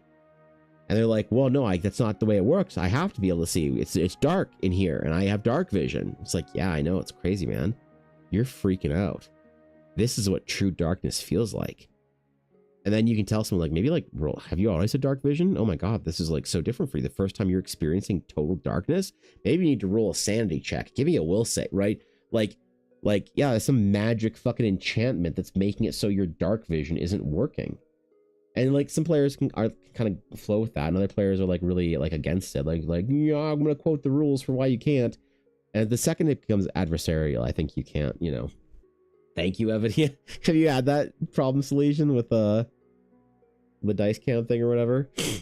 Yeah, I don't know. I think that just the second that you sort of enter into that, as I said, an adversarial relationship, whereas you fighting against the DM to try and like, oh, I can't trust my players not to fudge their rules or whatever. Why are you playing with them, you weirdo? Go find some friends you actually like hanging out with that you aren't worried that are going to try and cheat at the fucking made-up game that you're all playing together. Maybe that's an unrelatable or like a can't relate to that statement because the people you play with are game store neckbeards. It's the only D&D group you can play with. Or maybe like there's like politics in your game where like the GM's girlfriend's brother wants to come and he just keeps cheating all the time and you can't ask him to leave because then what, you know what I mean? Like weird guild, World of Warcraft guild level shit. So, you know, dark vision only works in minimum light conditions. In reality, the absence of light is night, and also night vision doesn't work. Yeah, I mean, that's the thing, is that inherently you can argue the point, but I think that it's probably easier not to enter into the debate. Because in my opinion, maybe you can tell me I'm wrong on this, but I think that if you try and like enter into a debate with somebody that's not willing to enter into in good faith, it's somebody who's entering into a debate adversarially with you, that's kind of like the old expression, if you roll with the pigs, you'll get, you know, like if you wrestle pigs, you'll end up both being muddy or whatever. You know what I mean? Like someone can, you maybe you might technically be right over it, but the problem is, again, if you're talking with somebody who's so about you know, adjusting their glasses and quoting rules to you and stuff and actuallying you and contradicting you and stuff, and is doing it in kind of bad faith, not in like a, ooh, would I be able to actually see in here because I know you said it's like really dark, but like I do have, like, not, you know what I mean? Like somebody enters into that conversation in good faith, you're kind of like, oh shit, actually I guess you do break my entire puzzle, so never mind, guys. So and so the elf leads you through that, and it's kind of a funny thing. It's like whatever, you know. But I'm talking about kind of the rules lawyers, man, the D&D guys that are in it. I had a player when I was DM'd who made me feel like I had to have a legal mechanical explanation for every bit of narrative flavor. Oh yeah, that's tough, man. That's tough. I think that's a misalignment though, because there are DMs out there that actually like to play the game like that. You know, the DMs that will argue the point, that don't mind, that like they like being in the mud. You know, this is the kind of person that responds to trolls on Twitter or whatever, you know? Like they like it's sport to them to argue with the table rules lawyer, to see who can grow the finest of neckbeards amongst the Fedora squad. Some people love that shit. If that's your game, like, hey man, you can find players for that and you can find DMs for that. But I find that the problem is always a misalignment of players and DMs that don't have the right expectation. And we talk about like how it's good to set expectations at the beginning of it and of a game and whatnot. But I think people don't necessarily do that in the proper way. You know, like the whole people talk about, like, I actually I don't really know the theory behind the lines and veils, like sort of way of DMing stuff. But maybe that's what I use, maybe it's not, but I think that's one of those things that, like, if I have to have a conversation with my players ahead of the game of what fucking weird topics they're okay with in D&D, what's on the table of gonna happen, like, I don't, like, that's kind of weird, man, you know, just, I don't really want to, like, if you, it's the kind of thing where it's like, if you have to ask, maybe don't have it in your D&D game, right? And so that's why I kind of think the system in some ways is very performative. Of like, look at us, we're doing safe D&D. But like, I don't know, if you have to ask, maybe just like, don't throw that in your D&D game, you fucking weird creep. And if you do, and you love that shit, like, hey man, you players love that shit, and you want to have all sorts of whatever, like, as then you have the right players, and you've picked the right D&D group, and you're gonna have the best time. But it's just another one of those things, I think, that comes down to group selection and having the full willingness to just say, wow, we are friends, but we should probably not play Dungeons and Dragons together. You know, I've had that plenty of times where I've had a friend that either said like, hey, oh, you play D&D? Me too, let's play D&D together. Or someone who's like, hey, I want to come try D&D or whatever, and they play D&D for a little while, for like maybe, you know, couple weeks, and you're like, well, how'd you think of your first D&D experience? Or like, how do you think of D&D with me or whatever? And they're like, oh, it was this or that. You're like, that's awesome, I hope you had fun. We really shouldn't play D&D together. We do not play the same kind of game. And for some reason, I think people are very afraid of that conversation. They're afraid of what that conversation can mean or whatever, but I think it's very healthy, you know? I think it's okay to tell a friend, we probably shouldn't play Dungeons and Dragons together. We do not have a similar vibe of what we want from this experience. He side-eyed that hard and tried to call it out because it's not a spell he knows, but wait, oh, I think I missed something then. Oh, okay. They're questioning a sea hag they beat and take wait. They beat off and taking her to decide let her go. Or, oh, okay. They decided they're gonna let the sea hag go. When they loosely agreed she could go, I narrated her turning into a pile of eels and scattering. That's cool. That's like Ninja Smoke Banish Bomb, but it's more disgusting. You gotta be careful there's no English people at your table, or else they'll hunger for jellied eels, as they all do in London. He side-eyed that hard and tried to call it out because it's not a spell he knows, but everyone else ignored it, so it didn't become an argument, and we moved on. Yeah, I think that's very interesting, you know? It's like, there's some people who really, really adore the game of D&D, the way that it's sort of like culturally and mechanically played in the game store, written by Wizards of the Coast. And they don't want anything that's not the D&D that they think that they've already hacked or whatever. And, you know, you can kind of like talk about that as like, that's obviously at the core of it, that's a term that people would refer to in the past as metagaming. Now I don't think they would use that term for it anymore. I think they'd call it something else. But that's like old Temple of Elemental Evil, Tomb of Horrors kind of shit, where people kind of try and figure out that they're playing D&D against the DM with all the rules they know, against all the rules the DM knows within the system that Wizards of the Coast allows you to play with. And I don't really know many people who play the game like that anymore or whatever. So an interesting thing to kind of like parse through with the modern D&D like audience. You know, it's something that also kind of surprised me at GameCon is the amount of people playing Daggerheart has dropped off massively. Like at Edmonton Expo, I heard about in September last year, I heard about Daggerheart from every other person. It was all over the place. And then at Calgary Expo in April, I kind of didn't really hear about Daggerheart that much, but a couple people talked about it, brought it up here or there. At GameCon, only one person brought up Daggerheart when they said that they were looking for 2D 10 or 12 or whatever it was. I forget what Daggerheart had. That was the only time somebody actually brought up and said the words Daggerheart that I overheard. And they're like, do you have single dice? And Ella was like, yeah, right here. And they're like, okay, good, because I only need 2D whatever for my Daggerheart game. That was the only time I'd ever heard somebody bring it up. Like, damn, did people just like stop playing Daggerheart altogether? What the hell happened? Because it was like everywhere. I thought it was going to be like the it thing at GameCon. There were a couple big D&D games at GameCon that were played. Some of the celebrity D&D games at GameCon were pretty well received. Some of my friends are playing in it. And also, it was kind of funny that the like big GameCon guest for D&D, one Miss Deborah Ann Wall, actually came and bought a set of Ella's dice for the game to play in their stage game, which was really cool.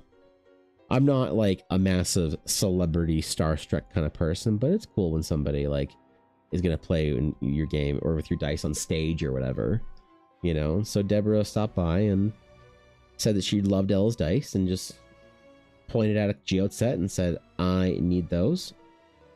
I'm gonna use them for the game that we're playing this afternoon. And that was really cool. It was really cool. People play Daggerheart? Somebody did at some point, you know? I'll hear people say they play, but no actual evidence of them playing it. That's funny, actually. Yeah, maybe Daggerheart's like that game where everybody says they're going to play it, but nobody actually does. There's got to be other things like that out there, you know? Maybe it's like One Piece. Like, no one actually watches One Piece, but everyone says they're a One Piece fan because they like the idea of One Piece. Nobody's actually watched the fucking anime. Like Dragon Ball or whatever. Yes, it is a cozy treehouse stream, Penguin. We're going full cottagecore. We're doing some of the like Rokari designs. So we're designing and showing off a little sketch of one of their burrows. In addition to all the other cozy Rokari things we're going to be drawing over the next little while. And mechanics we're going to be designing for them because they need mechanics, damn it.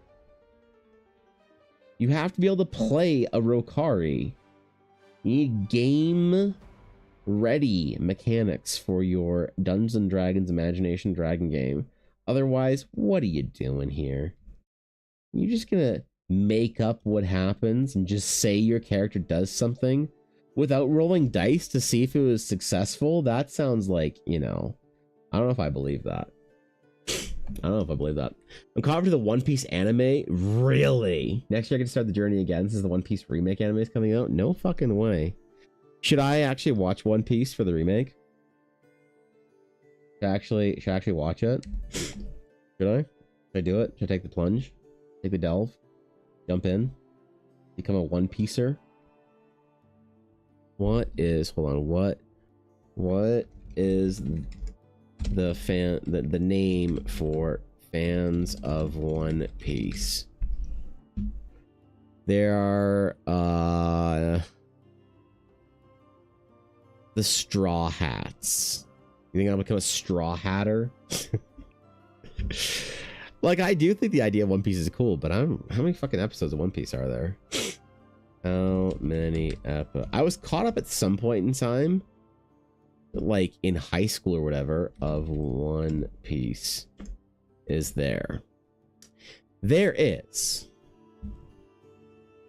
1,168 episodes. 1,168 times 20 minutes is 23,200 divided by 60 minutes is 386 hours of One Piece. So if you watch like 3 episodes of One Piece a day and some days you watch 4, then you'll catch up in a year. Damn. I don't know about that. It's a lot. I do love, like, what's interesting though, actually, it's kind of funny about the One Piece card game is the amount of people who aren't actually One Piece fans that are just like card game like gamblers. They're like all of a sudden like, I fucking love One Piece. Name a One Piece character. Aaron Yeager. That's what I thought. Naruto Shippuden and Boruto have roughly 1,000 episodes as well. Really? Damn. That like era of the Naruto, Bleach, One Piece, like that early anime era, I don't know which one I kind of like watched the most. I think I was always kind of like in high school and shit when I was like watching anime a lot, and in college I was watching like individual like 1 or 2 season series. I was never into like the big, people talk about like the big animes, like name an anime character, and they start really naming like Jujutsu Kaisen and shit like that and whatever. Like that's great. I'm glad that there's like mainstream stuff like that, but I was never interested in a lot of the mainstream sort of like shonen or whatever anime.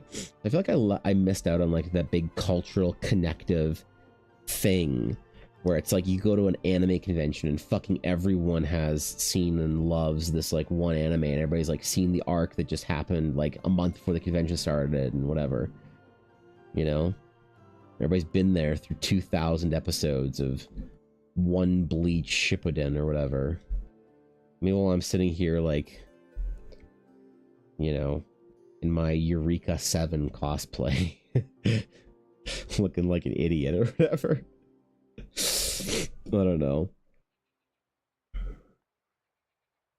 Smaller animes and shit like that. I kind of wanted to get on the Demon Slayer train and like follow it when it was like, I think Demon Slayer is like the biggest an anime has ever been a couple of years ago. I don't know if it's still as big, but Demon Slayer has like changed the face of anime massively. And a lot of people are like, well, it's nowhere near as big as Attack on Titan. And I'm like, I'm talking about it in Japan, idiot. Demon Slayer outside Japan is massive. Demon Slayer in Asia is way huge, like way larger than it is in North America and Europe. And then Demon Slayer within Japan was just unbelievable. I thought I would like jump onto it, you know? But there's something about an anime that releases another like 20 episodes every single season that's like really hard to keep up on for me. Wish I could be part of it, but One Piece remake coming out next year is going to be season 1 with 8 episodes that are 40 minutes each, so it'll be much easier to get into. And you know what? I think I'll watch it. I think that'd be fun to like, you know, be like because there's One Piece always has this like sourness that I'm not more a One Piece fan.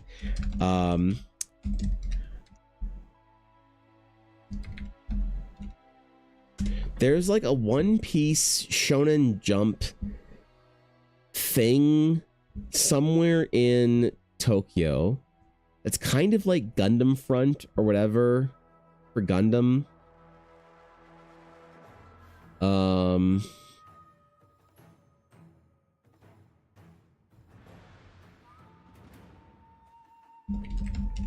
Tokyo One Piece Tower? I think it is. I think this is what I'm thinking of. But it's like this big thing that's like, well, maybe not. I don't know what this is, but anyway, it was like a Pokemon Center. There's like a little like indoor theme park thing. Yeah, I don't think this is it, but there's something like this where it was like a big One Piece thing that you, if you were like it was like the Pokemon Center for Pokemon fans, Gundam Front for Gundam fans. There was like all this cool shit, and I was like, I really wanted to go to it and see it, but I was kind of like, I'm not like a big One Piece fan, so I thought it'd be kind of like lost on me or whatever, you know?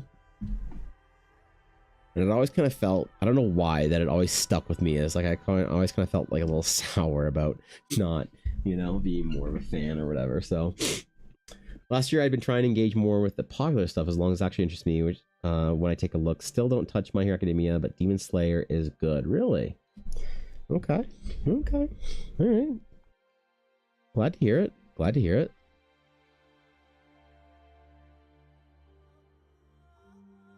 Yeah.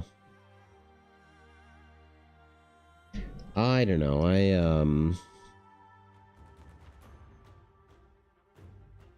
I really, it's like it's kind of amazing to me that I don't watch anime anymore, because it was such a massive part of my life for so long that it's so bizarre to think that it's just like not anymore almost at all.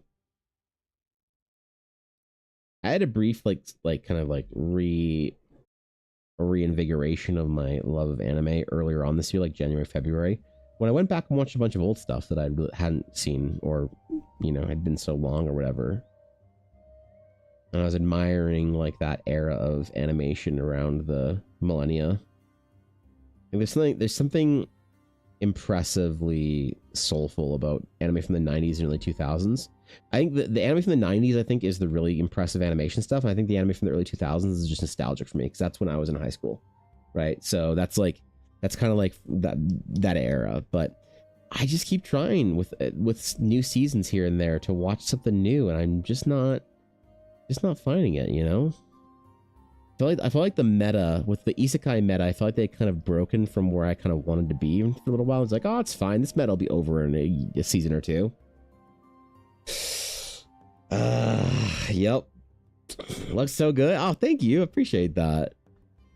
We're doing some little sketches for our Rokari inhabitants, for our little fox folk to be in the realms of Eldara. We gotta do some stuff for the little zine I'm gonna make. So some art of their burrows, some of their tools and weapons and clothes. Just a little primer guide on how to play a Rokari in the realms of Eldara.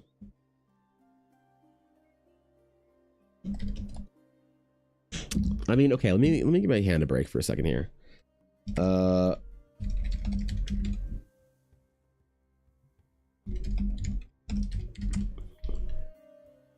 What is the live, like, what is the new anime that's like it this season? What are the new shows that just came out? I think the new season is like about to come out or just came out or whatever.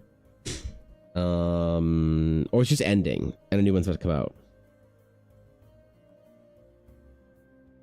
Another slime anime, Mahoko Tensei, ReZero. One Piece. I don't know, man. Like I really loved old fantasy anime. I find that a lot of the new fantasy anime, maybe this is an incorrect opinion, but the impression I get from a lot of new fantasy anime is that it's just very like gotcha game bait gooner shit. Not that it wasn't always a little deranged or a little whatever, but now it's kind of like more overt. Nothing in here that's really jumping at me. No studios or anything like that.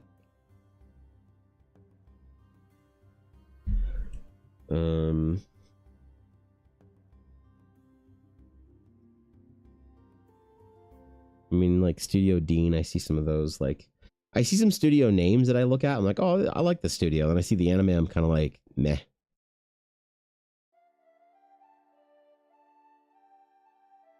Yeah, maybe it's just one of those things that like the industry or the genre or the industry or the whatever doesn't change, you change. And I think that's like totally reasonable. Like maybe this is like one of the most interesting because it's like a Bones anime.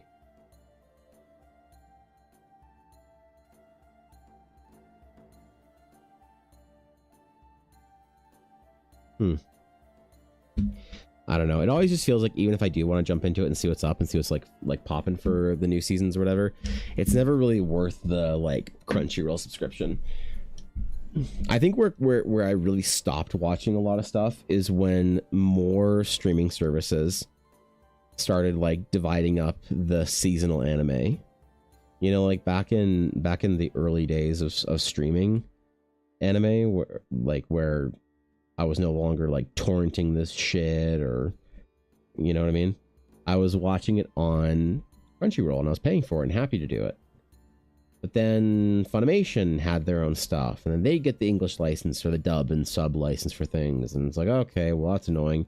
And for a little while I had a Funimation and Crunchyroll subscription, and that was annoying.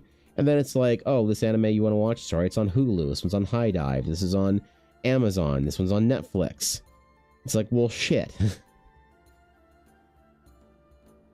I don't have just like one sub anymore that's just like my go-to for the entirety of the season. I don't know about that anymore, man. You know? If the industry doesn't change, though, why don't we have more things like Cowboy Bebop? Then again, maybe we do, and it just isn't big enough to make it into my feed yet. Yeah, so that's my intuition as well, Salesian, is that if you ask me my gut, like my subjective gut check opinion, I'd say that the industry changed, and that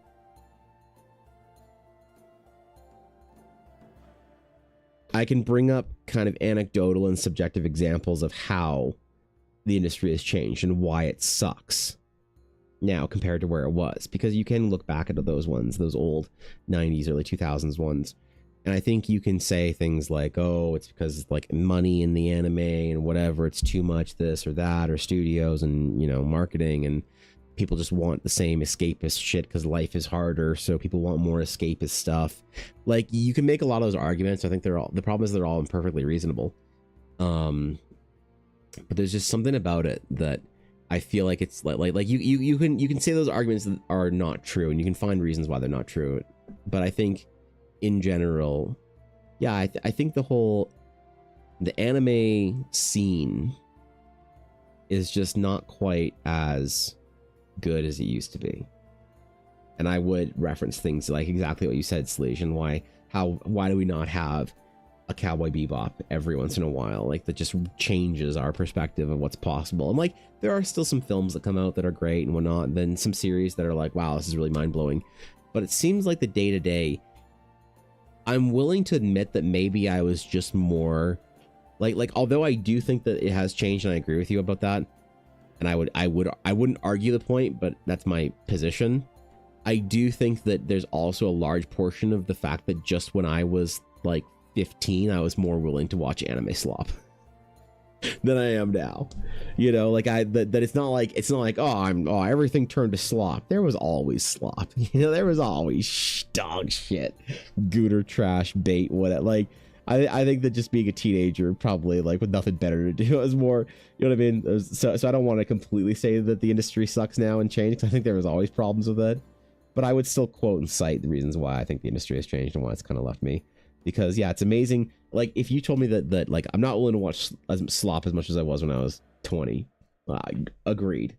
So if you said that if you told me when I was 20 that when you're 36 you won't watch as much slop anime, like this and this show that you watch, and you're like, okay, fair enough. You know, I'll have like things to do and like adult relationships and responsibilities and shit like that. It's like, okay, I probably won't watch the same amount of slop.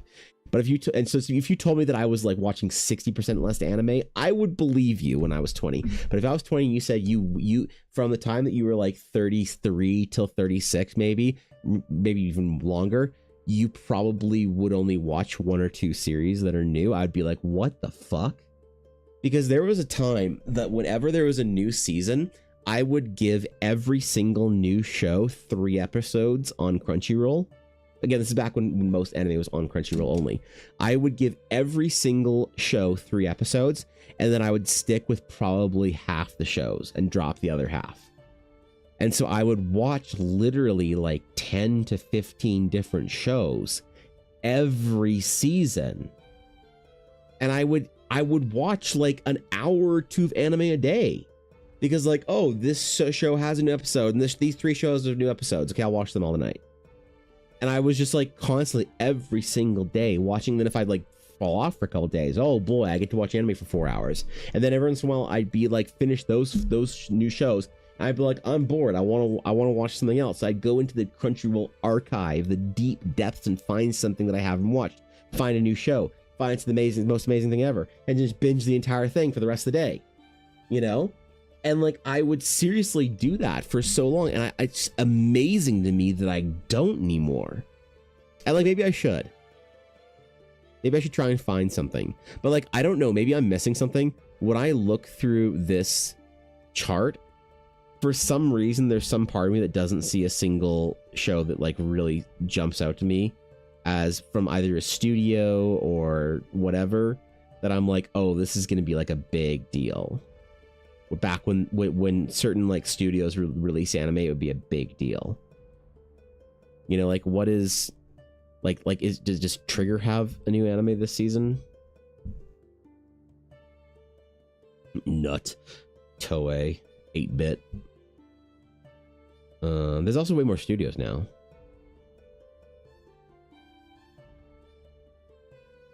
I saw Sunrise had something that wasn't Gundam, so I don't give a fuck. KyoAni, okay. KyoAni's got a new anime. Okay, sick, man. Hey. Yo, if you want to see cute girls doing cute things, man, KyoAni's got your back. Madhouse? This could be good. Liar Game? Is it based off of a fucking, oh, wait, this is a, whatever that fucking gambling high school game is, ripoff, or anime ripoff. I'm good.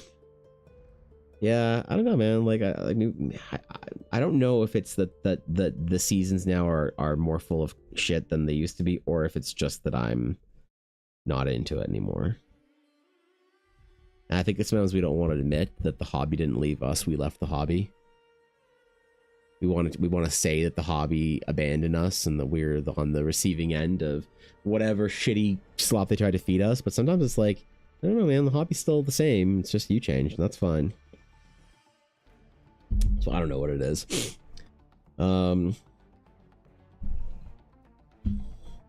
Definitely always be trash TV in anime form. Absolutely. Been having that for issue for just because of like the uniformity in the thumbnails. Even the best ones don't look unique at glance, in my opinion. That's true too. And like, so for a while, so I should say that I stopped watching anime probably like in 20, maybe 18 or 19.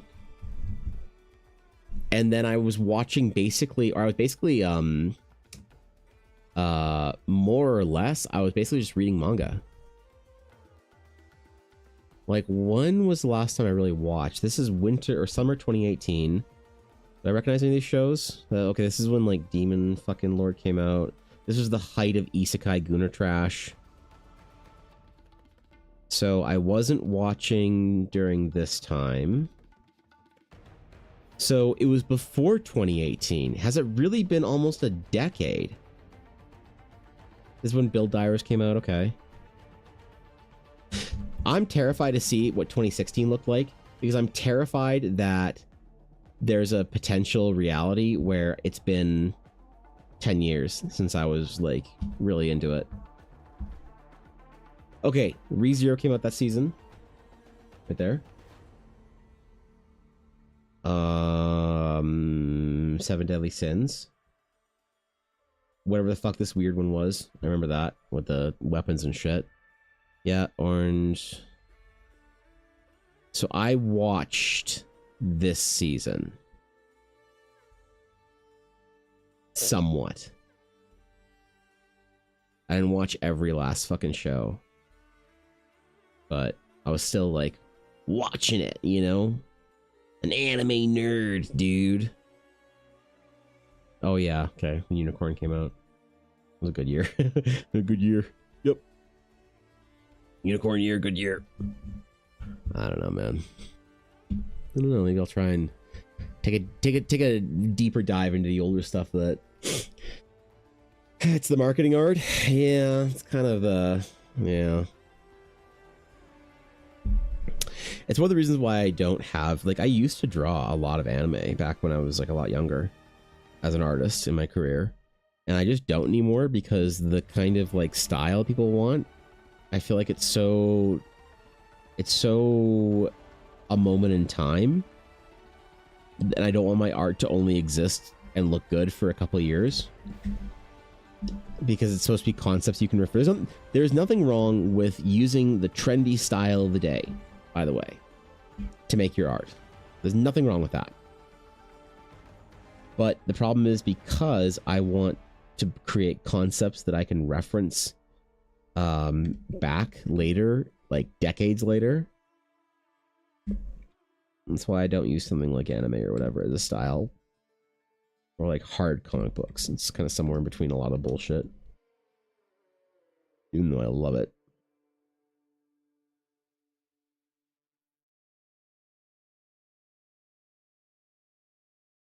That's interesting, man. I didn't think it was been that long. I thought 2018 would surely have just been nothing but stuff that I had like binge watched or whatever. just shows that I have been through the ringer on. I was not anticipating the, the realization that there wasn't much in there that I had seen or wanted to see.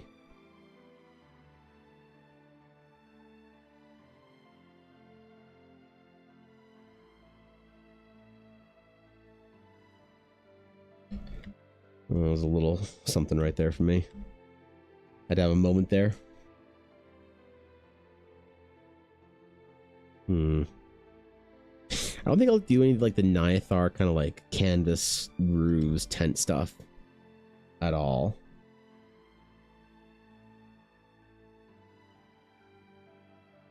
Maybe.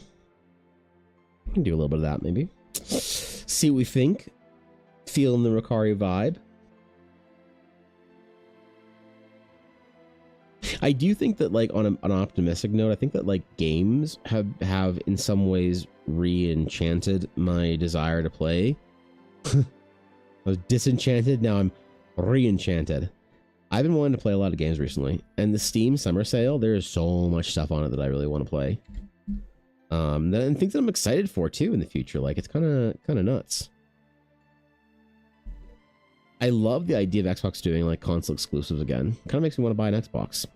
I feel like the Xbox exclusives that they were showing at like Summer Games Fest and stuff or whatever was on a couple weeks ago that we never got to talk about because I was still on my paternity leave, which I'm still kind of on right now. You know, it feels like there's a lot of games that I'm like kind of interested in again, right? I feel like loss of interest was more gradual than anticipated. Yeah. Because like I don't know when I started reading manga. You know what I think? Part of it was that I feel like that too much stuff became uniform in the anime genre of fucking entertainment, that manga was the only place, Legion, where you were getting interesting shit. So I started reading manga online, and I started also buying a lot of manga when I was going, like I haven't been to Japan since like 2018, I think it was. But if you track from like 2008 or whatever, all to 2018, like a decade of my trips to Japan with Ella, I would come home with more and more and more manga. And I recently actually just boxed all my manga up, almost all of it, except for a couple of important series that I really wanted to keep up on my bookshelf here. I boxed all of it up and put it away in storage because we had to find room in our bedroom for baby crib. We had 2 bookshelves. We had one that was all of our manga and another bookshelf that was all of our like novels and stuff. And I had to move those bookshelves into this room and combine them with my D&D books, novels, art books, everything. So like I have a whole double bookcase right here beside my desk now, no longer the TV and the Gundams and stuff, that is my entire like library that I care about keeping. But like when I was going through, I was like, man, I started buying a lot more manga every single time we'd come home from Japan. Yeah, like it was like, oh, I come in with like 5 books and then like 20 books and then like 50 books. I think I came in with like almost 50 books one trip. And that lasted me like a year and a bit until we went back to Japan. I was just like reading shit, whatever. And that was great. But I was like, the only place you could get an interesting or unique or different story was in a manga and not in a light novel or, I mean, light novels are fucking whatever anyway, or in the anime scene. So I don't know. But at least games I feel like they're getting exciting again, you know, in some ways. There's certain games that they preview that I'm just like really not any way at all enthused about, and like I wish I was. Like filming the new God of War, I don't know, man. I watched it and it was kind of like, oh, it's just more of whatever, like, you know. Love the idea of a different character. And obviously Deborah Ann Wall is dope, but there were other games there that really did get me thinking like, oh shit, man, we got some games back in the radar. Give me 1 second real quick.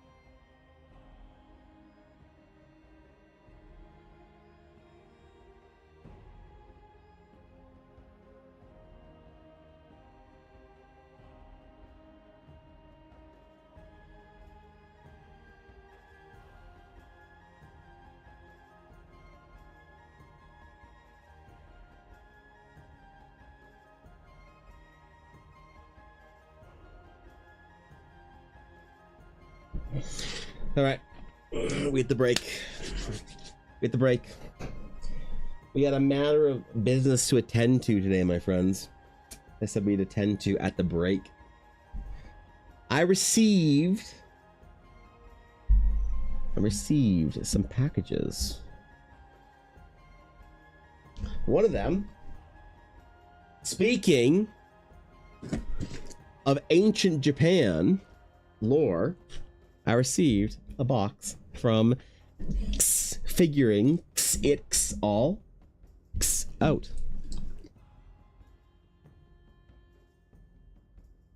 That's right. Mel recently-ish took a trip to the land of anime and Gundams, and she sent me a little care package from it, similar to the care package she sent me from her trips to Spain, Portugal, Iberia, as it were. And so I have not yet opened this. I have yet to discover what is in here. But Ella said, "Oh, Evan, you gotta do this on stream." Reminded me. First things first, a letter sealed with a wax seal and a toxel. Very fucking cool. Wait, that's actually super cool. In the letter, "Hi Evan, I hail to you from across the snowy border of Yule, Canada. Wait, I probably shouldn't be so loud. Mass of the world, okay. You're taught, caught in war, but luggage is... Oh. Supplies for the guild and the little guy. Well, this is really cool. I love and appreciate and have an amazing appreciation and affection for stationery, okay? This is fucking amazing. Like, I realized that every time I would go back to Japan, I would come home with more and more adorable, stupid stationery. All right, what do we got here? What do we got? What do we got? We got ourselves a bag. Wait, this is sick. Wait, what is this? Wait, what? This is cool, dude. I love screen printed shit like this. Where is this from, man? This is so cool. Wait, this is sick. I love shit like this from Japan, man. This is dope. This is fucking sick, man. Okay, hold on. There's a lot to get to, not much time. With mystery yen vending machines, that's fucking I love those, dude. You put them down here. Put them in my little box down here, okay. All right.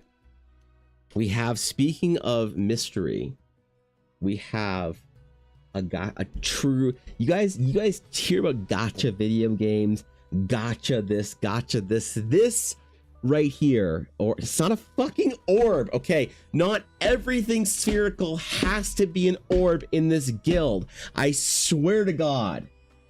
No, it's not an orb, it's a gachapon. It just looks like an orb from one of the sides. Look, it's flat on two sides, and it's not okay.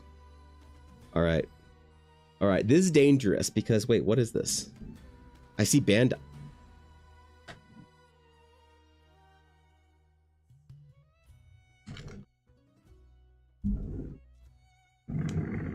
Oh, you are cruel. You are mean. Oh, what a nasty thing to... Oh my god. Okay, this is... So, I think Mel probably knows the lore of this. I don't think a lot of you guys do. This is amazing, by the way. This is a miniature Gundam gachapon. Look at that guy. Look at how fucking cool that shit is. So, there used to be in Akihabara, there used to be a Gundam cafe, and out front the Gundam cafe they had Gundam gachapons, okay, in these little capsules. They were 200 yen per, just $2. I think over a 3-day period of 3 days in Akiba, I think I spent probably almost $200 on Gundam Gachapon to try and get what I got to get the new Gundam, the like NU, like they got. Oh wait, this is so sick. This is from Seed Freedom, right? Oh, this has the new Gundam G-Quick shit. Oh wait, this is so sick, Mel. This is rad. Thanks, dude. This is fucking cool, man. So the reason I call it nasty is because she's one part mocking me for you know. Oh cool, dude, I fucking love these charms. Oh my god.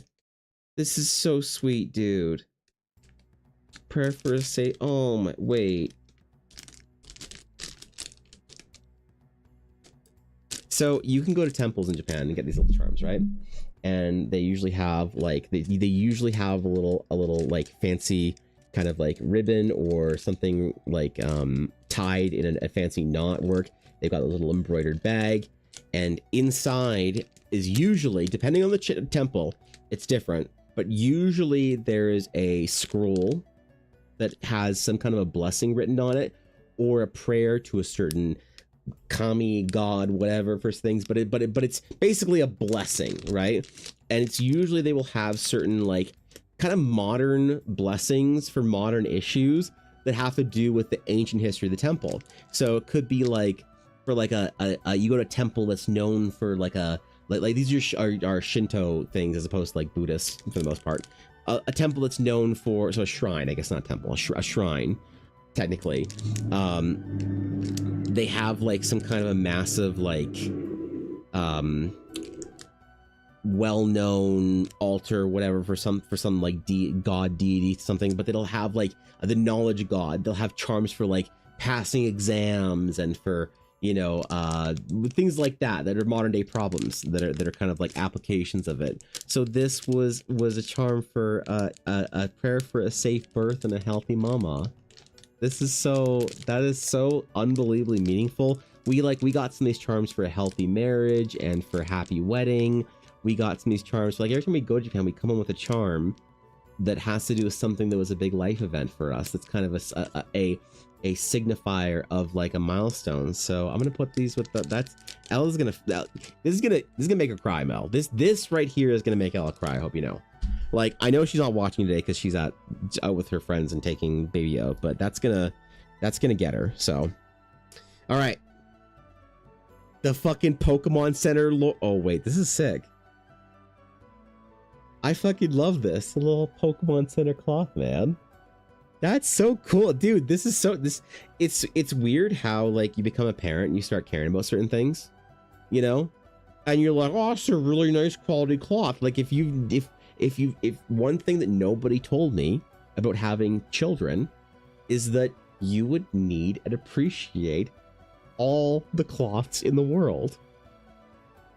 Who knew? So I'm like, oh wow, this is a really nice one too. It's cool. That's fucking sick, man. It got a little adorable Pikachus on it. That's so cool, dog. That's really cool. I like that. That's nice, Mel. Thank you. All right. We gotta go. We gotta get to. Whoa, wait. This is so cool. Oh shit! It's a little Eevee charm, man. Look at how cute that is. That's so fucking sick, man. Eevee is literally Ella's jam. She's one of those basic Stanley bitches, as she calls it. All right. Oh.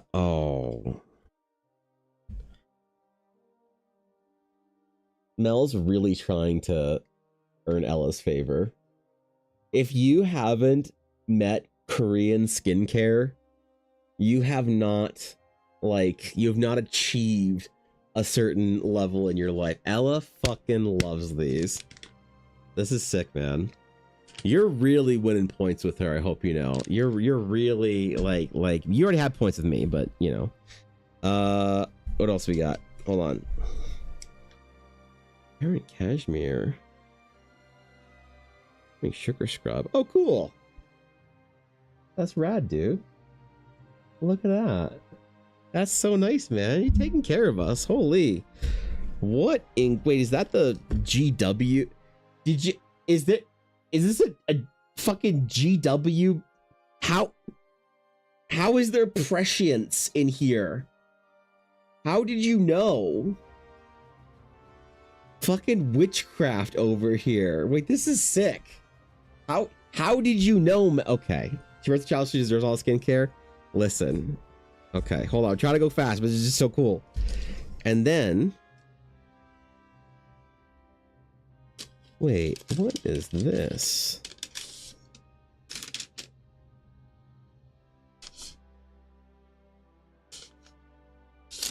Wait, hold on. My kanji's bad. Hold on. Hold on. Hold on. Guys are really nice. Really? That's so fucking cool. One sec.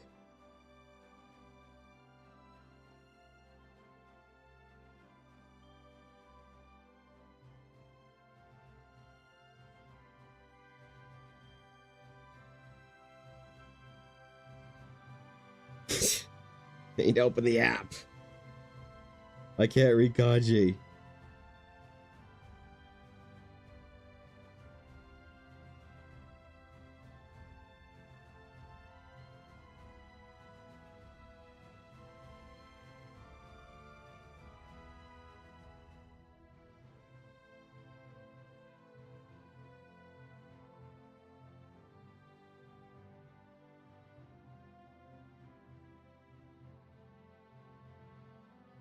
Yo, this is from Asakusa.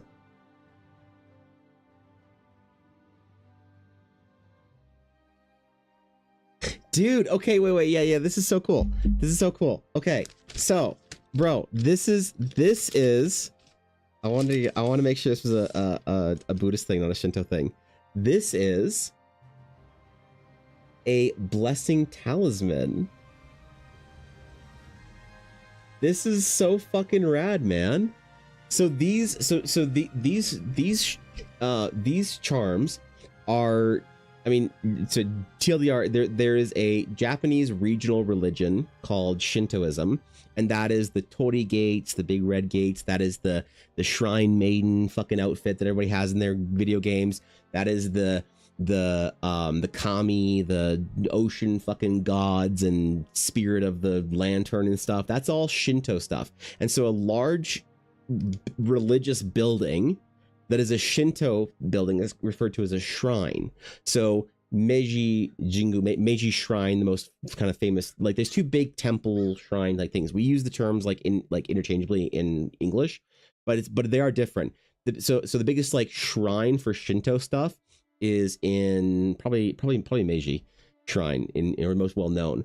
But the biggest Buddhist temple because Buddhism also through Japanese or Zen Buddhism as it kind of traveled up through Asia, through Chinese kind of like translation and into the land of Wa in Wakoku and into now in Japan, Buddhism has like temples. So you have temples and shrines. And so this is really cool. So there's like a Shinto shrine blessing charm and then a temple talisman. And you put these in places that are like of like importance or whatever. So people will have them like they'll have a little like if you have like a picture of a loved one, you could put like a protective talisman near them. If you have like a place where you do your work, you could like put it above your desk or whatever, like whatever it is that it's kind of related to, it is something that is kind of protective of some activity or some part of your life. This is extremely meaningful, man. This is really cool. Like these are super fucking personal. Like this is all absolutely rad. But this is from Asakusa Temple. This is really like, that's fucking cool, man. Holy shit, Mel. I'm telling you, man. You are always too good to us. I don't know what to say. These are very meaningful, important things. Like dude, the timing with baby and everything getting here, I appreciate this so much, man. This is okay. This is super cool. I am still offended and kind of mad that you reminded me that I spent $200 fucking trying to get a stupid Gundam Gachapon, but I will still build this and put it on my desk. Like, I'll be mad about it, but I'll still put it like, okay. Thank you, Mel. You are amazing. So, I appreciate all of it. Very kind. That is substantially kind of you to have said to us and be thinking of us on your trip. I appreciate it too, because I haven't been to Japan in a long time, and kind of burns a little bit, and just burns in the heart a little bit. And so that means a lot to me. It means a great deal. Evan's phone folds from the 2000s. Have you never seen the Samsung folding phones, Jacob? That's my phone. It's got a lock screen on the front, and then you could open it, and it's another screen, and so it's a folding phone. It's a flip phone, but a smartphone. you never. Ella used to work at a phone store, like a company in Canada that sells phones and plans and stuff like that. So she still gets like employee discounts on phones and stuff like that, and good deals. And she knows when to shop for them. So we went and we bought new phones on Boxing Day in Canada, which is the day after Christmas. And I got the flip and she got the fold. So her phone looks like this, but folds out. I wanted to make sure I got you some meaningful stuff for you, Ella, dude, and Tiny Child. You entered a new chapter in your life, and so new blessings and protections are needed. Smiling face with hearts emoji. That's cool. That really means a lot. Getting that gifted from a friend is really fucking cool. Like there's a thing, I don't know if they told you about this, Mel, or if you knew about this, but there's, and just for everybody else, there's a thing also with charms and talismans and things like that you can go and get it, but there's a thing about how it's supposed to be given, or like it means more. It's not like it doesn't work if you go buy a charm or a blessing or a talisman or whatever like that is for yourself, your new endeavor or whatever. It's like, it's not like it's not gonna work, but there's this like kind of like accepted idea that it like works a little bit better if it's like given, because it's like a blessing is bestowed, not requested, if that makes, like, I don't know, it's a weird, like, it's like a little cultural thing that's kind of cute, but so it means a lot to receive it. So I don't know if that was part of the intent of it, but that's why it hits me so much, just because it's kind of how fucking cool that is. So thank you. I live in Steel Box 3/4 of the year and don't watch TV and have ad blocks, so something's past me. Oh, I mean, those have been out for a while, so yeah, fair enough. I guess, yeah, I guess if you've just like if you bought a phone like years ago and you weren't looking for shopping for a new fucking phone, how would you know, right? So it's cool though. I really like it. It's like, it's a nice, like, you know why I like this phone? You know why the dumb reason that I like this phone? It's not because it's a nicer sort of like pocket thing, like it's less room in your pocket. It's not because, you know, I like do stuff on the main screen. Like I'll answer a call on speakerphone like this, not open my phone or whatever. The reason I like this phone, Jacob, the reason I like this. I got some for myself too, believe me, smiley face emoji, but yes, as a witch, of course. I am serious about making sure to keep my friends safe from life's turbulence. Thank you. Knowing it keeps you guys safe is the greatest reward I could ever have. Smiling That's amazing. face with heart emoji. Thank you, I appreciate that. That means a lot. Thank you for the 100 bits. It's a flip phone, Xander. The reason I like this is because it reminds me of having a Game Boy SP. And I never had a Game Boy Advance SP.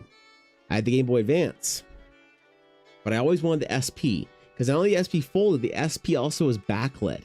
And I was one of those kids, like I know a bunch of you weirdos were too, that had to like get the light, you know, and you couldn't play in the daylight, so you had to like have the lamp at night, and you're trying to get the right like glare, and you get like the light that attaches onto your Game Boy Color, and the fucking, you know, little twirly arm light, or the magnifying thing light or whatever. The Game Boy Advance SP, it just opened and had the backlit screen.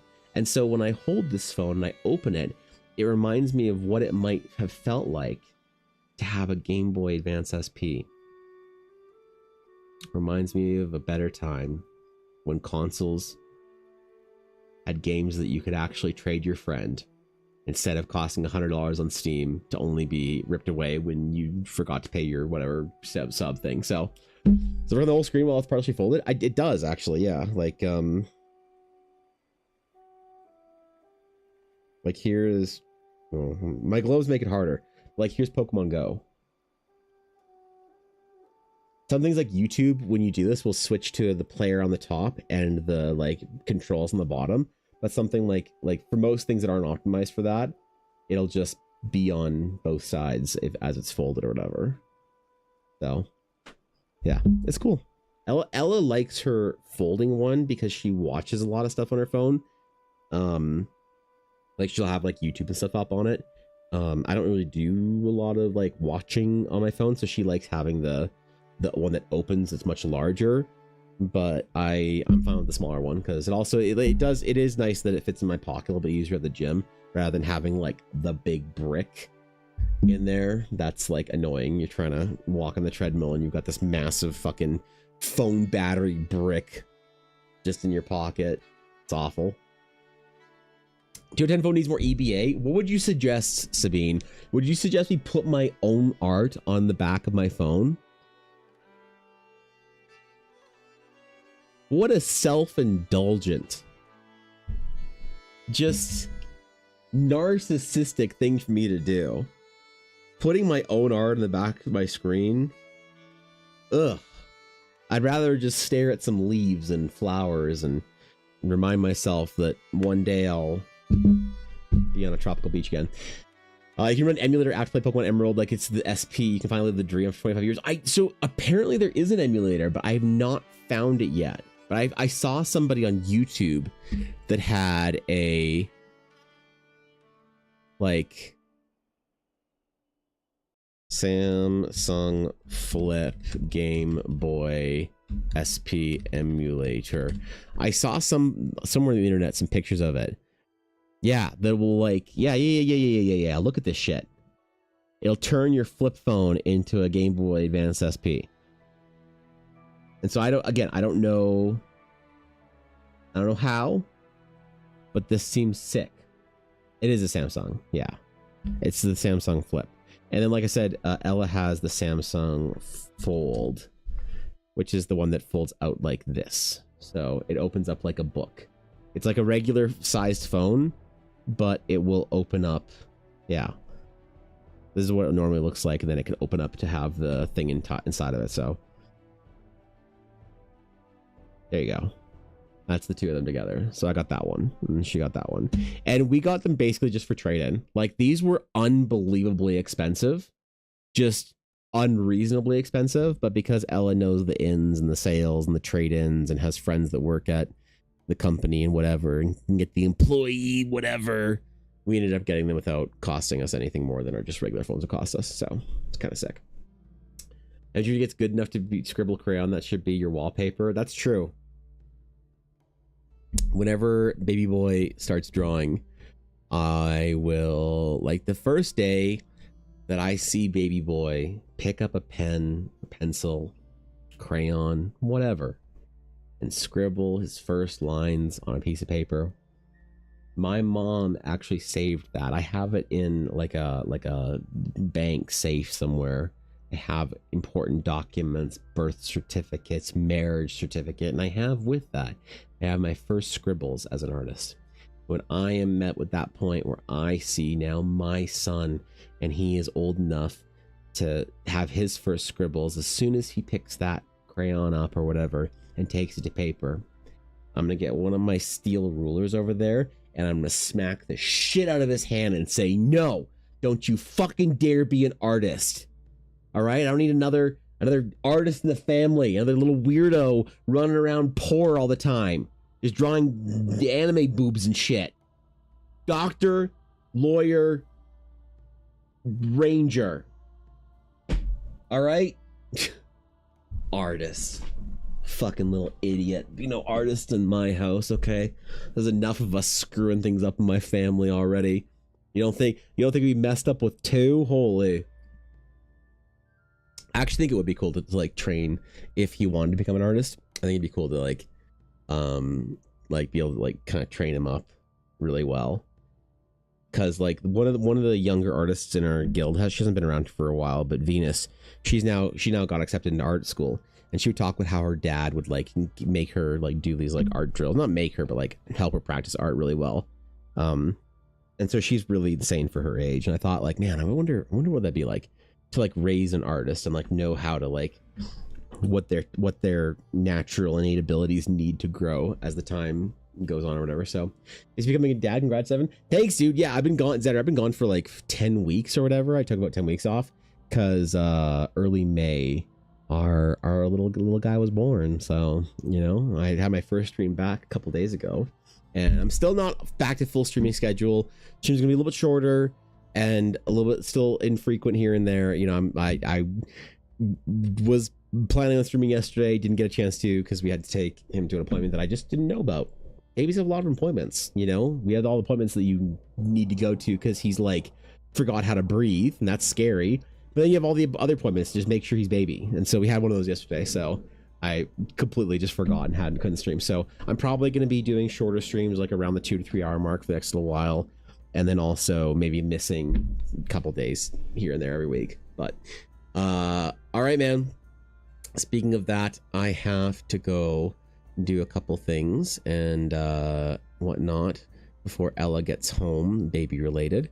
So that is where I think we got pretty far on this today. Actually, we got a lot discussed and talked about and clarified for the Rokari, and I'm kind of feeling it. Maybe I'll try to finish some of these sketches tonight when baby boy is asleep and Ella's happy and everybody in the family's quiet, and I can actually you know, just jam for a little bit. But thanks for chilling with me today, guys. I appreciate it.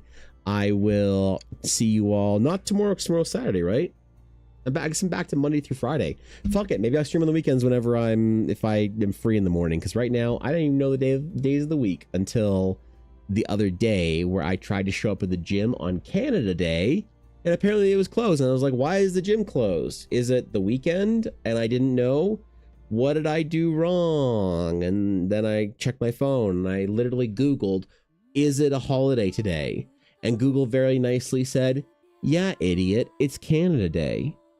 That's a statutory holiday, dumbass. Things are closed. And I was like, shit. And I drove home. I was like, why did I wake up at 5 a.m. to just drive to the gym and then drive home? But it also told me that was Wednesday. So that's the only reason I know it's Friday today. So I will see you guys next time. Have a great weekend, whatever you're doing. Get some Cheetos and just sit around and just eat some Cheetos and play some video games. Play some Baldur's Gate or some Rogue Trader. Play a CRPG in your free time. All right, I'll see you guys later.